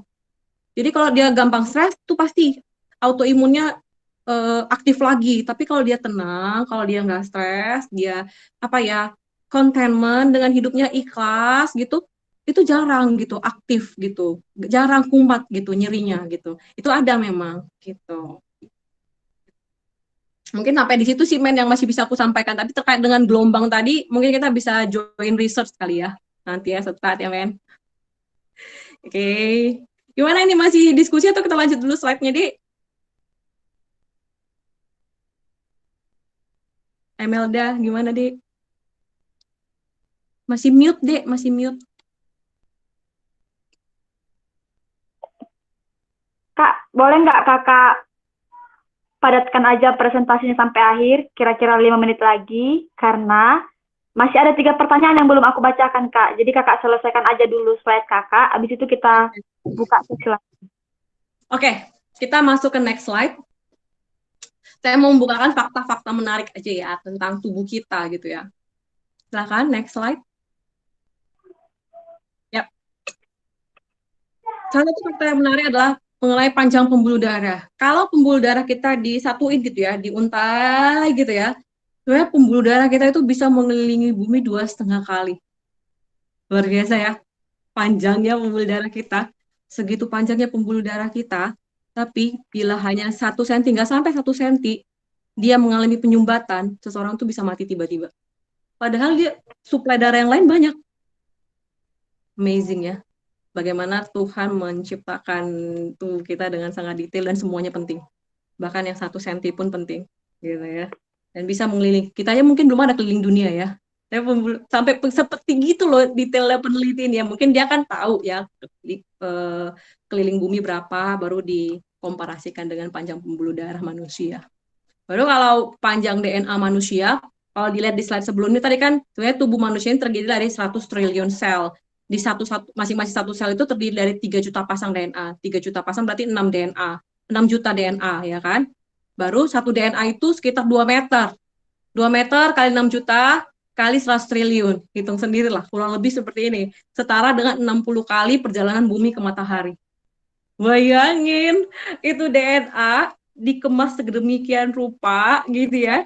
Terus disusun masuk ke dalam inti sel kita, masuk ke dalam tubuh kita. Luar biasa ya. Saya waktu belajar ini tuh saya cuma satu yang terpikir di pikiran saya. How great thou art gitu. Luar biasa Tuhan itu menciptakan kita gitu ya. Bayangin gitu loh. Pembuluh darah ada di situ yang bisa mengelilingi bumi 2,5 kali. DNA kita bisa 60 kali bolak-balik matahari bumi. Sel kita ini 100 triliun gitu. Tapi tersusun begini dalam kita yang mungil gitu ya kan. Tapi sering buat kita nggak bersyukur gitu. Padahal Tuhan menciptakan kita udah sangat detail gitu ya. Terus kalau yang tadi, yang lain adalah ya kromosom kita itu perpaduan kromosom ayah dan ibu. Kromosom apa yang dari sperma dan ovum yang kena ke kita, misalnya perpaduan yang mana, itu yang akan menentukan tampilan fisik kita. Gitu. Dan kromosom Y hanya diturunkan oleh ayah. Udah pastilah ya, kita hanya diturunkan ayah. Tapi yang menarik adalah gen mitokondria kita. Mitokondria itu sama di dalam sel itu ada organela. Organelanya namanya mitokondria. Mitokondria itu seperti pabrik penghasil energi di tubuh kita. Dan itu hanya diturunkan oleh ibu. Gitu. Jadi untuk studi populasi ini yang dipakai. Jadi ketika saya belajar tentang mitokondria ini gitu ya, saya langsung tergelitik gitu. Kalau di orang Batak itu kayak kalau nggak punya anak laki-laki kayak nggak terhormat gitu, karena laki-laki penerus keturunan gitu ya. Padahal untuk studi populasi itu yang di tracing gen mitokondria, dan mitokondria kita itu cuma dari ibu. Ibu itu adalah seorang wanita gitu. Jadi satu lagi yang saya bilang tadi, Emel, berbahagialah kita menjadi seorang wanita gitu ya kan. Kita penerus populasi gitu. Jadi kalau misalnya nih, misal ya, dalam misalnya 2 bersaudara nikah, si A nggak punya anak perempuan, si B nggak punya anak perempuan, selesai tracing populasi dia, putus gitu, nggak bisa di tracing karena yang dicek itu gen mitokondria gitu. Jadi kalau misalnya nanti ya, misalnya mau hari ibu atau ibu ulang tahun, ya say something lah kepada ibu gitu ya, ucapkan terima kasih karena apa, my mom, my mitokondria, kurang lebih kayak gitu ya kan. Jadi agak selesai dari pertemuan ini kita agak keren gitu kan. Manggil ibu bukan halo bu, bilang gitu. Halo my mitokondria gitu. Kurang lebih ya. Keren ya. Terus mungkin saya mau ajak kita diskusi. Saya belum ada ajak diskusi ya. Biasanya pertemuan-pertemuan sebelumnya saya lihat ada ajak diskusi. Kalau saya bilang kita itu kalau tanpa bernapas atau tanpa oksigen kita nggak bisa hidup. Benar atau salah? Coba saya pengen tengok di chatnya. Benar apa salah? Silakan dijawab. Kalau nggak tanpa bernapas, tanpa oksigen kita nggak bisa hidup. Benar atau salah? Emelda benar, Raffles benar. Carmen benar. Krisna benar. Siapa lagi? Mariana benar. Ayo. Gak ada yang bilang salah. Gak ada yang bilang salah. Ada Bang Fendi nih Kak, salah asal gak lama-lama. Biar gak lama-lama ya. Oke. Sebenarnya kalau dibilang tanpa oksigen, misalnya gini, tanpa oksigen kita nggak bisa hidup. Benar, tapi kurang tepat. Supaya bisa hidup sebenarnya kita butuh energi atau ATP. Tapi untuk menghasilkan ATP itu atau energi itu kita butuh oksigen melalui metabolisme aerob. Kurang lebih seperti itu. Jadi supaya kita bisa bertahan hidup kita butuh ATP yang paling tepatnya. Nah, ATP itu dihasilkan di mitokondria gitu. Di mitokondria melalui metabolisme aerob. Jadi satu kali metabolisme aerob itu sekitar 38 ATP. Lalu pertanyaan berikutnya, tanpa misalnya kalau nggak ada oksigen, jadi tubuh kita nggak bisa menghasilkan ATP?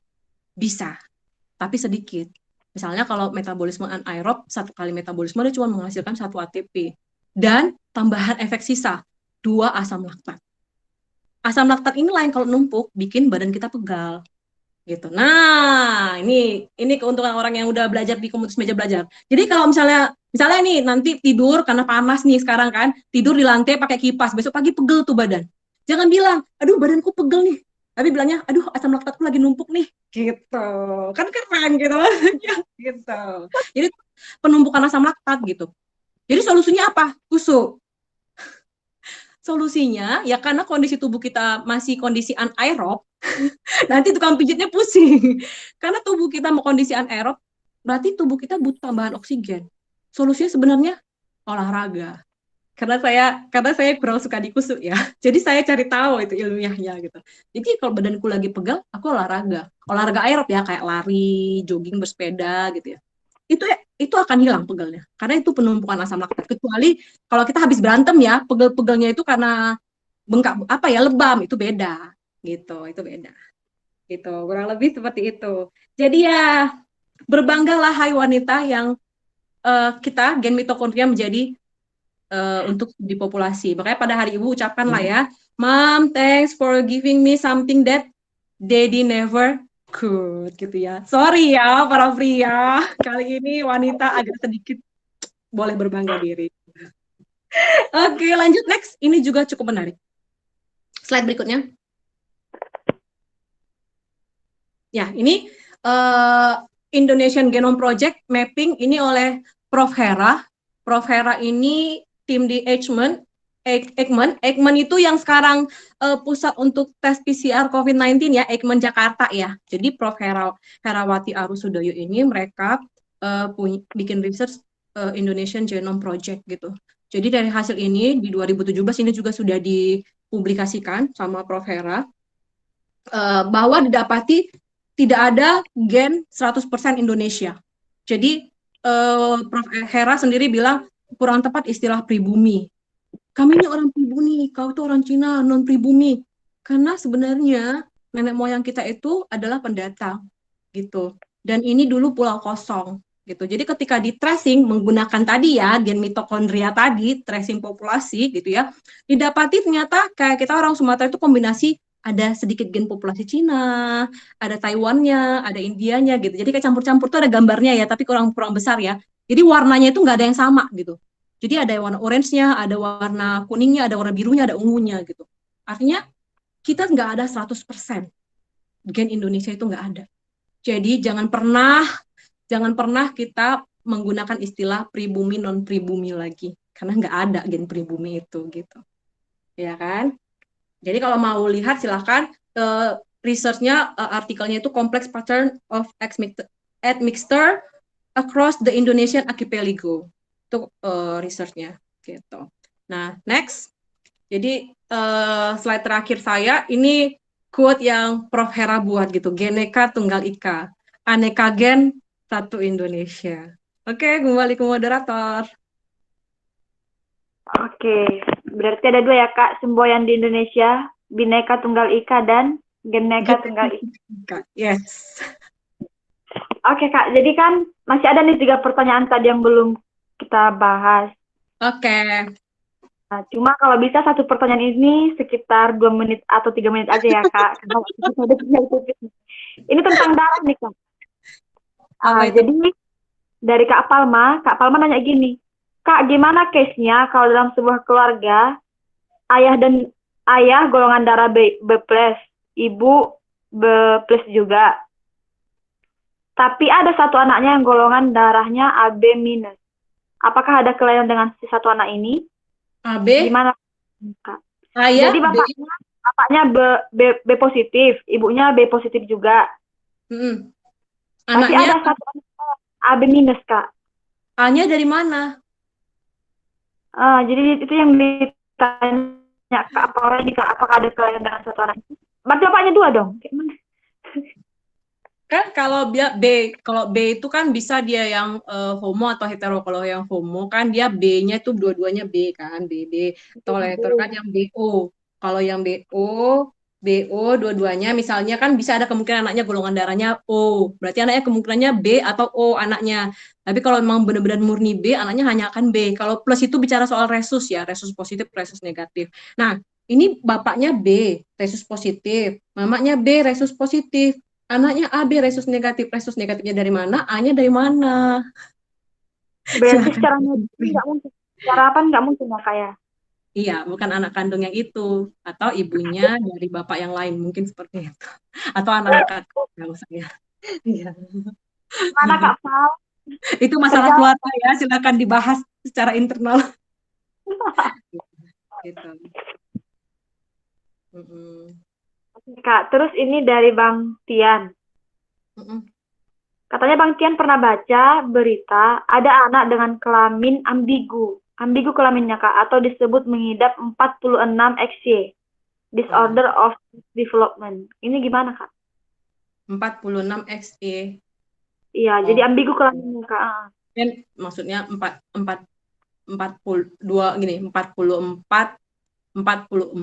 XXY. Ada memang begitu.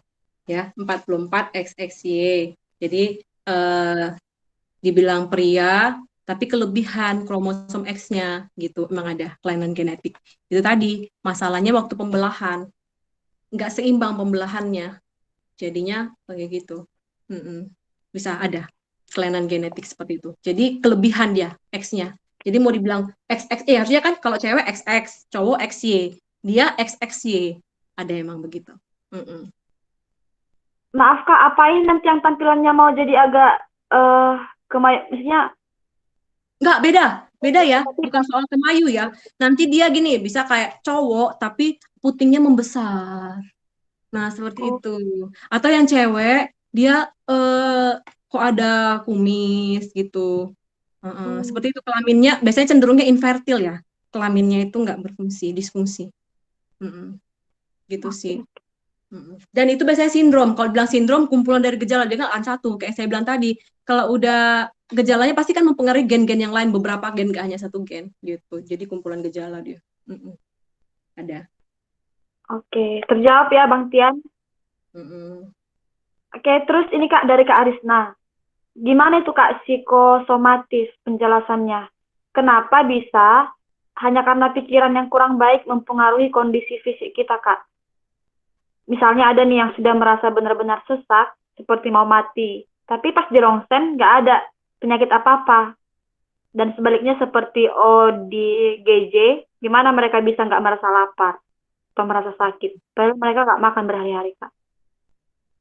Ya, itu makanya didiagnosa psikosomatis, artinya dia ada kelainan secara fisik, tapi ketika dibantu periksa dengan pemeriksaan penunjang dengan alat medis, semuanya normal, gitu. Kan makanya tadi kakak bilang, segala sesuatu itu dikendalikan ke otak. Misalnya ada masalah di organ hepar, dia akan ke otak, baru dia akan memberikan respon respon ke tubuh gitu, misalnya apakah respon nyeri atau apa gitu ya. Termasuk juga misalnya stres gitu ya. Stres, misalnya gak usah yang jauh-jauh lah, anak kuliah mau ujian, ya kan, stres banget gitu ya, kan dia akan mempengaruhi ke sistem otak, nanti dia dari otak itu akan mempengaruhi ke sistem saluran cerna, ke organ gitu, saluran cerna, akhirnya apa, kontraktilitas ususnya berlebihan, makanya bawaannya kayak mau ke toilet aja gitu, mules perutnya, atau ke saluran kemihnya itu terangsang, bawaannya pengen pipis saja gitu, sistem parasimpatisnya dirangsang, itu kan parasimpatis itu kan terkait dengan dari otak juga gitu, jadi ya gitu ada faktornya psikis gitu, ujung-ujungnya dia akan mempengaruhi ke otak gitu kan, kasih sinyal ke otak, baru otak akan memberikan sinyal ke organ. Jadi stres itu bisa loh jadinya dampak ke stres organ, itu istilahnya stres organ kalau kita di kedokteran. Jadi ketika kita stres karena picuan dari luar, misalnya karena ujian atau putus pacar atau apalah gitu ya, yang paling gampang kita bayangin kan ujian gitu ya, stres dari luar bisa ternyata mempengaruhi kita gitu ya ke stres organ gitu. Jadi nggak tampilan kita aku stres nih, nggak, organ kita juga bisa stres, makanya kita harus bisa merilis stres itu supaya organ kita nggak stres, karena kalau stres terus organ kita bisa bahaya kan, bisa perlu, jadinya lama-lama kita butuh obat juga gitu. Ya, emang ya bisa. Itu namanya stres organ. Jadi bukan kelainan organ. Kalau kelainan organ udah ada masalah organnya. Ini organnya normal. Itu namanya stres organ. Kayak mana Kak Aris? Terjawab Kak. Jadi kompaknya organ kita itu dengan diri kita gitu. Ngerti deh. Gitu. Kalau tuannya stres, dia udah ikut stres. Makanya jangan stres lah, biar dia happy juga organnya. Gitu ya. Karena satu koordinasi tubuh kita dari otak yang mengkoordinir. Kurang lebih begitu. Oke, thank you Kak Hen. Jadi Kak atau Bang, yang masih punya pertanyaan, kita tampung lah ya Kak, maksimal 2 pertanyaan lagi ya. Silahkan. Satu pertanyaan kayaknya masih bisa. Ayo Kak Bang, yang mau bertanya kayaknya bisa langsung ditanyakan aja, di-unmute, terus ditanya. Kapan lagi nih kesempatan bisa nanya langsung sama Kak Heni? Soalnya Kakak ini sibuk kayaknya. Enggak ada sibuk-sibuk amat.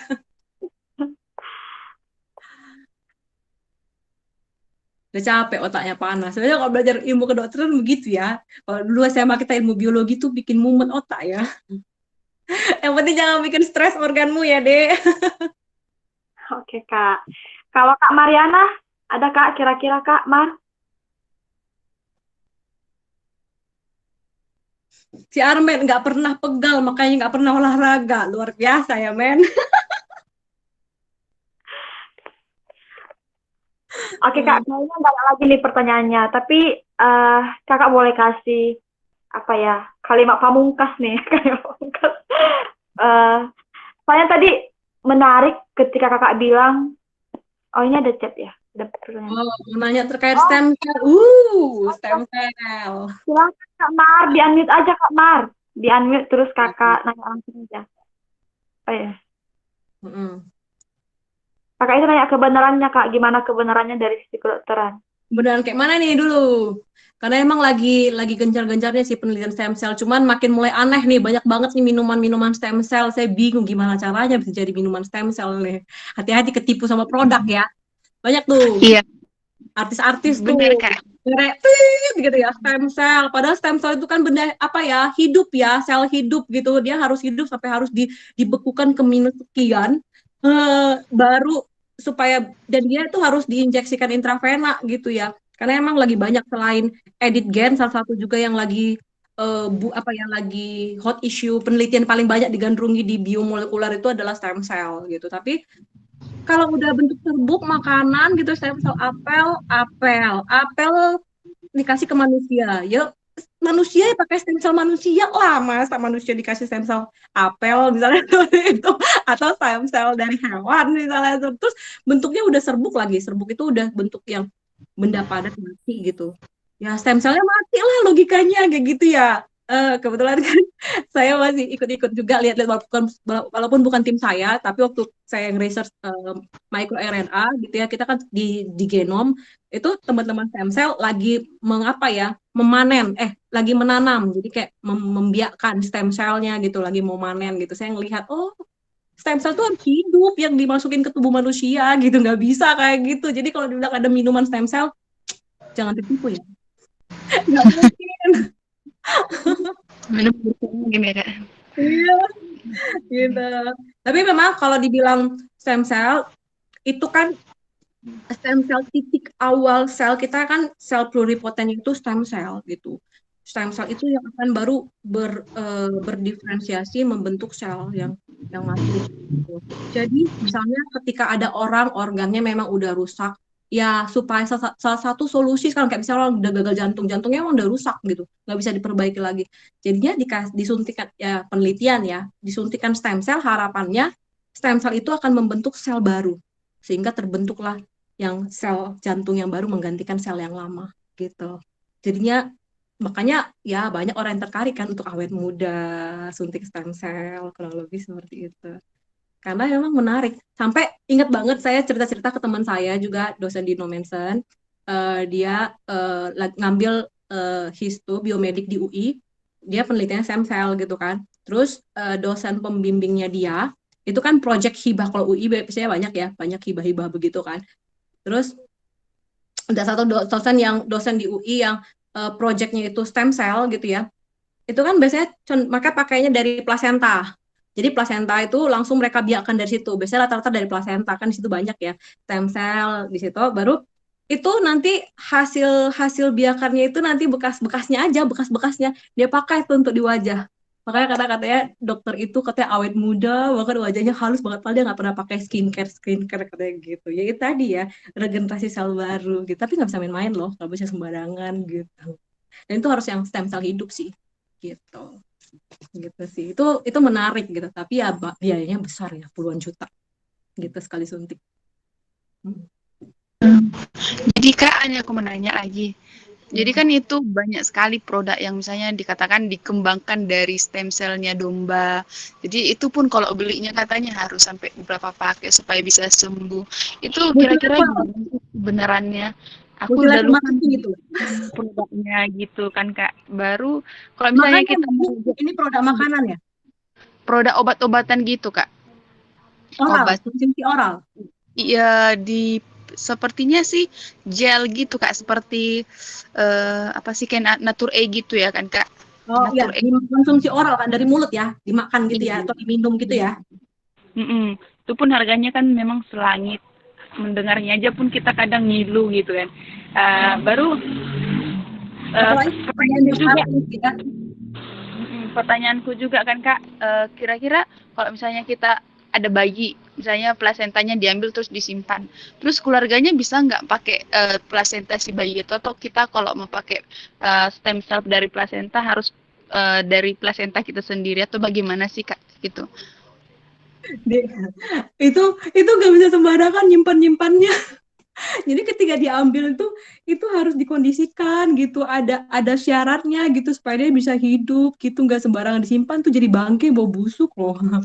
Jadi nggak sembarangan, harus di lab tuh ada kondisi tertentu, dengan suhu tertentu, dengan direndam dalam apa gitu tuh, itu ada. Jadi nggak sembarangan sih membiarkan stem cell terus dari plasenta tertentu. Dan ketika plasenta itu baru dilepas tuh ada kriteria nggak boleh lewat berapa jam gitu. Kalau enggak ya tetap udah nggak bisa dipakai juga gitu.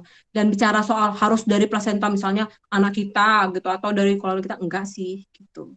Enggak sih, karena ambil basicnya kan stem cell nanti dia akan misalnya gini, ketika disuntikan stem cell itu akan ke target organ mana yang mau diregenerasi gitu sih, dia akan menyesuaikan dia. Gitu ke targetnya. Jadi ya mudah-mudahan jangan tertipu lah ya. Emang produk itu mahal banget ya. Poinnya adalah stem cell itu harus hidup. Jadi kalau udah dikemas dalam bentuk kapsul, serbuk, makanan, itu kan udah benda padat mati ya. Apalagi kan diawetkan. Itu pasti nggak akan mungkin ada stem cell-nya. Udah saya bisa pastikan nggak akan mungkin ada. Paling mungkin ya, mungkin suplemen kesehatannya lah ya. Entah ada kandungan vitaminnya, yogurt, atau apa. Makanya tetap memberikan efek sehat di tubuh. Tapi satu hal yang mau saya beritahukan, gini. Manusia itu efek sugestinya ada loh. Jadi pernah dilakukan penelitian begini, istilah kalau kedokteran itu placebo. Placebo itu sebenarnya cuma air kosong atau tepung kosong, gitu ya. Orang pernah nih sakit, dia kan dikasih obat beneran, sama dikasih placebo atau istilahnya tepung kosong atau air kosong. Jadi ketika disugesti, terus dia yakin ini bisa bikin sembuh, 70% dia ngefek, gitu. Beneran obat, kalau kita nggak yakin bisa bikin sembuh, dia nggak akan ngefek. Makanya kita pernah lihat kan, orang obat yang sama di A itu cocok banget katanya sama dokter tuh, tapi sama si B obatnya sama tapi nggak sembuh. Satu cocok-cocokan, yang kedua tadi tuh ya sugesti diri. Itu penelitiannya ada. Makanya ada istilah kita kedokteran tuh placebo model. Memang bener ada efeknya kah? Atau cuman efek placebo aja gitu istilah di kedokteran. Nah bisa jadi apa ya, suplemen-suplemen itu gitu karena udah beli mahal gitu kan. Ya ini akan bikin aku. Jadi sugesti diri, mungkin ini nanti Armen orang psikologi bisa teliti ini gitu, sugesti diri terkait suplemen-suplemen itu gitu. Itu yang mereka ambil, teori itu, sugesti diri. Bahkan aku ingat banget gitu ya, waktu aku di koas di Paru gitu ya. Waktu itu kami koasnya. Jadi itu aku cuman ajak ngobrol gitu. Ibu apa kabar? Dia sesak-sesak gitu kan. Ibu apa kabar? Yuk ke tensi, posisiin. Itu malah sama dia agak lama gitu kan. Dia bisa lebih enak gitu, seseknya kurang. Makanya ketika aku selesai koas dari situ, aku dicariin. Dia bilang apa? Dia bilang, kalau dokter Heni, koas Heni itu mana? Bilang kayak gitu kan. Kenapa? Iya, kalau ketemu dia kayaknya sesakku 50% hilang katanya gitu. Itu kan sugesti ya? Gitu. Kurang lebih seperti itu. Jadi si Mariana ambil air putih, sugesti diri, be glowing. Hati-hati ya perdukunan ya. Iya itu kan ada kan anak kecil, ya kan? Anak kecil masukkannya jarinya atau apanya ya. Terus katanya didoainnya, terus diminum katanya sehat orang semua ya, sampai ngantri panjang ya kan. Placebo, sugesti diri. Gitu. Itu ada dan banyak multi level marketing ngambil itu.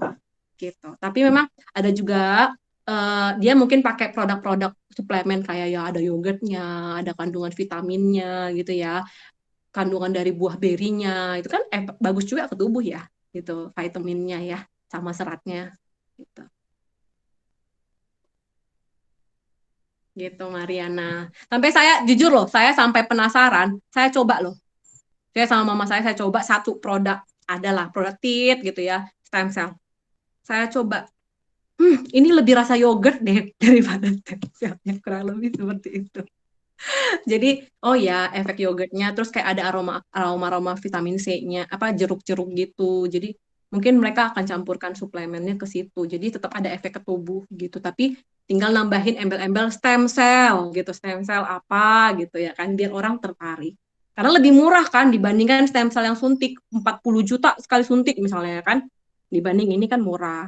Walaupun versi kita mahal lah ya, 1 juta sekian satu kotak gitu ya. Kita mahal gitu ya.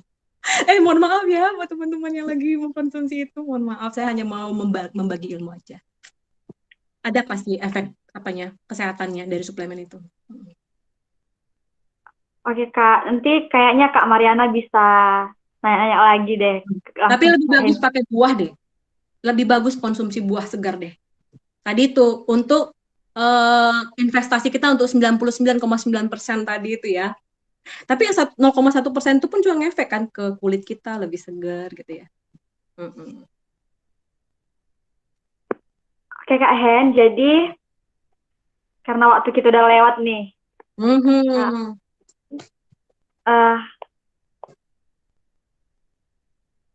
Mohon maaf nih ada pertanyaan satu yang enggak, atau bisa nggak kakak jawab 1 menit tantangannya Kak, tantangannya bisa nggak kakak jawab 1 menit pertanyaan ini? Kak Hen, bagaimana dengan kolagen? Kan banyak tuh suplemen kolagen. Apakah yang diproduksi sendiri oleh tubuh nggak cukup ya? 1 menit aja Kak. Cukup. Nggak sampai 1 menit kan? Kolagen cukup. Yang ada kita perlu merangsang agar kolagen kita aktif terproduksi. Gitu. Kolagen kita aktif. Yang ada kondisinya nanti kulit kita itu terlalu rusak, jadinya kolagen kita nggak aktif keluar. Itu yang perlu kita konsul ke dokter kulit ya. Gitu. Jangan sembarang-sembarang beli skincare. Gitu. Yang ada salah pakai skincare, kolagen kita nggak keluar. Gitu. Nah, peliharalah. Salah satunya adalah jangan pernah, cewek poinnya cuman cuci muka yang bersih, pakai pelembab, pakai sunblock. Dah, cukup. Itu yang paling penting wajib. Kalau mau pakai, kalau lagi make kondangan, pakai bedak, apa gitu ya boleh. Tapi yang 3 ini jangan pernah lupa.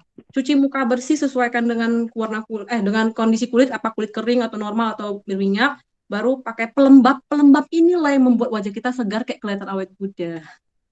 Ya kan? Karena kan kelihatan segar tuh karena kandungan air di wajah kita itu tinggi gitu. Kalau kulit kita kering, kondisinya kayak tua. Nah, mungkin nanti perlu dengan dokter kulit kali konsultasinya ya. 3 ini perlu. Cari sabun muka yang cocok, pelembab dan sunblock untuk apa? Menghalangi dari sinar UV yang menyebabkan penuaan. Apalagi yang suka berjemur ya, jangan lupa pakai sunblock. Gitu aja sih. Dah, Oke. 1 menit ya. Oke Kak, jadi kakak bisa kasih kalimat pamungkas atau penutup. Tapi nih, dari sekian panjang penjelasan tadi kan, bisalah kakak simpulkan, jadi humanity in medis itu apa? Jadi secara medis itu, ya yang humanity itu gimana gitu Kak? Itu kakak apakan, kakak sampaikan. Terus, ya terus? pesan dari kakak gitu. Kayak tadi kan, sedangkan dokter punya sumpah untuk menghargai kehidupan, apalagi kita sendiri gitu kan. Ya, jadi kakak sampaikanlah apa yang mau kakak pesankan ke kami. Silahkan Kak. Ya, satu Kak, jadi humanity itu apa gitu? Ya. Yang tadi dari awal yang saya coba runutkan, poinnya adalah semenjak terbentuk zigot itu sudah awal mula kehidupan. Hargailah gitu ya. Dan buat kita yang sudah dipercayakan, gak semua orang punya kesempatan untuk itu, dan izinkan beri dia kesempatan untuk lahir ke dunia ini. Dan tadi juga udah kakak bukakan gitu ya, setiap kita itu Tuhan ciptakan dan desain secara unik dan detail dari hasil sperma yang terbaik dari ratusan juta gitu untuk menghasilkan kita ini gitu. Keberdosaan, kondisi alam gitu ya, kondisi apa istilahnya ya, cacat ya akibat lifestyle-nya orang tua kita yang membuat cacat gennya gitu ya, turunan dan kondisi lingkungan yang rusak ini, itu yang memberikan efek gen kita nggak sempurna gitu. Pada awalnya sebenarnya sempurna, tapi gen kita jadi nggak sempurna. Tetapi dari ketidaksempurnaan itu pun, ya kan, dari ketidaksempurnaan itu pun kita punya keunikan masing-masing. Jadi hargailah tubuhmu karena kita itu unik. Dan tadi kita udah lihat 99,9% gen kita, DNA kita sama. Jadi kita sebenarnya sama gitu. Jadi ya unity in diversity, kita itu sama, kita itu satu, malah saling menghargai. Dan melihat karya Tuhan yang sebegitu besar, siapa sih yang bisa lebih besar dari Tuhan, yang mau membuat sepintar apapun, mau mendesain sampai sehebat apapun, mau membuat manusia super, sejauh ini nggak akan pernah berhasil. Jadi emang ya takut akan Tuhan sumber hikmat dan pengetahuan sih menurutku ya. Itu sih dariku. Oke, thank you Kak. Sangat memberkati ya. Ya, sama-sama. Semoga bermanfaat ya. Oke Kak, Abang dan teman-teman, jadi semoga apa yang telah disampaikan Kak Heni bisa kita serap, bisa kita aplikasikan ya, terutama bagaimana kita menghargai kemanusiaan kita dari segi medis, entah itu tadi kesehatan, skincare, bayi, yang ini bagi calon orang tua nanti, plasenta gitu kan. Jadi itu mengarah ke semuanya bagaimana kita menghargai kehidupan dengan takut akan Tuhan. Itu aja sih, sayalah mewakili kita semua untuk mereview apa yang dari Kak Heni. Oke, nanti kalau ada yang mau buat review boleh nih dikirim entah ke aku atau ke Bang Tian biar kita publish di Instagramnya Asik. Komunitas Media Belajar. Bisa pakai Wah, video, sekalian pakai latihan menulis ya. semuanya. Wih, sekalian latihan menulis bagus-bagus, keren-keren. Sama Christian tuh banyak tulisannya itu dah. Oke, kita akan menutup dengan doa. Izinkan saya yang menutup dengan doa ya. Nanti kalau saya pilih jadi lebih lama. Oke, kita bersatu dalam, mari kita satukan hati. Kita berdoa. Bapa pemilik kehidupan kami bersyukur ya Tuhan melalui diskusi malam ini, kami bisa melihat kebesaran Tuhan, bagaimana Tuhan merangkai, bagaimana Tuhan menjadikan kami berawal dari satu sel, hingga bisa membentuk individu, dan bahkan kami boleh unik ya Tuhan, satu dari yang lain. Tetapi di balik keunikan kami itu, Tuhan juga kembali menyadarkan kami bahwasanya kami semua sama. Kami tidak perlu memakai kasta dalam memandang teman-teman kami, tetapi yang perlu kami lakukan adalah bagaimana kami bisa menghargai kehidupan dengan takut akan Tuhan. Kiranya Engkau berkati Tuhan, supaya kami yang mendengar pelajaran ini malam ini boleh mengaplikasikannya ya Tuhan. Kami juga bersyukur untuk Kak Heni yang boleh membawakan sesi ini. Biarlah kiranya Engkau berkati di Tuhan dalam setiap pekerjaannya, supaya tetap memuliakan lewat visi yang telah Tuhan tanamkan buat kami semua juga Tuhan. Biarlah Tuhan yang memberkati kami dalam setiap pekerjaan dan pelayanan kami. Terima kasih Bapa, terima kasih Yesus. Kami mohon ampun untuk semua dosa pelanggaran kami. Haleluya, amin. Amin. Thank you ya Kak Hen. Ya, terima kasih semua. Terima kasih Komunitas Meja Belajar untuk kesempatannya. Terima kasih ya Kak Abah sudah bergabung. Terima kasih Kak Heni. Ya, Jangan lupa untuk gabung lagi di sesi berikutnya, Komunitas Belajar. ya, bye-bye. Bye, thank you Kak Hen. ya.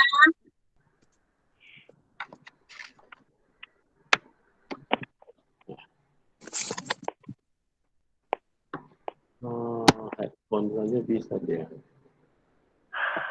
Jadi kalau gini bisa tetap ngomong dia, di set headphone.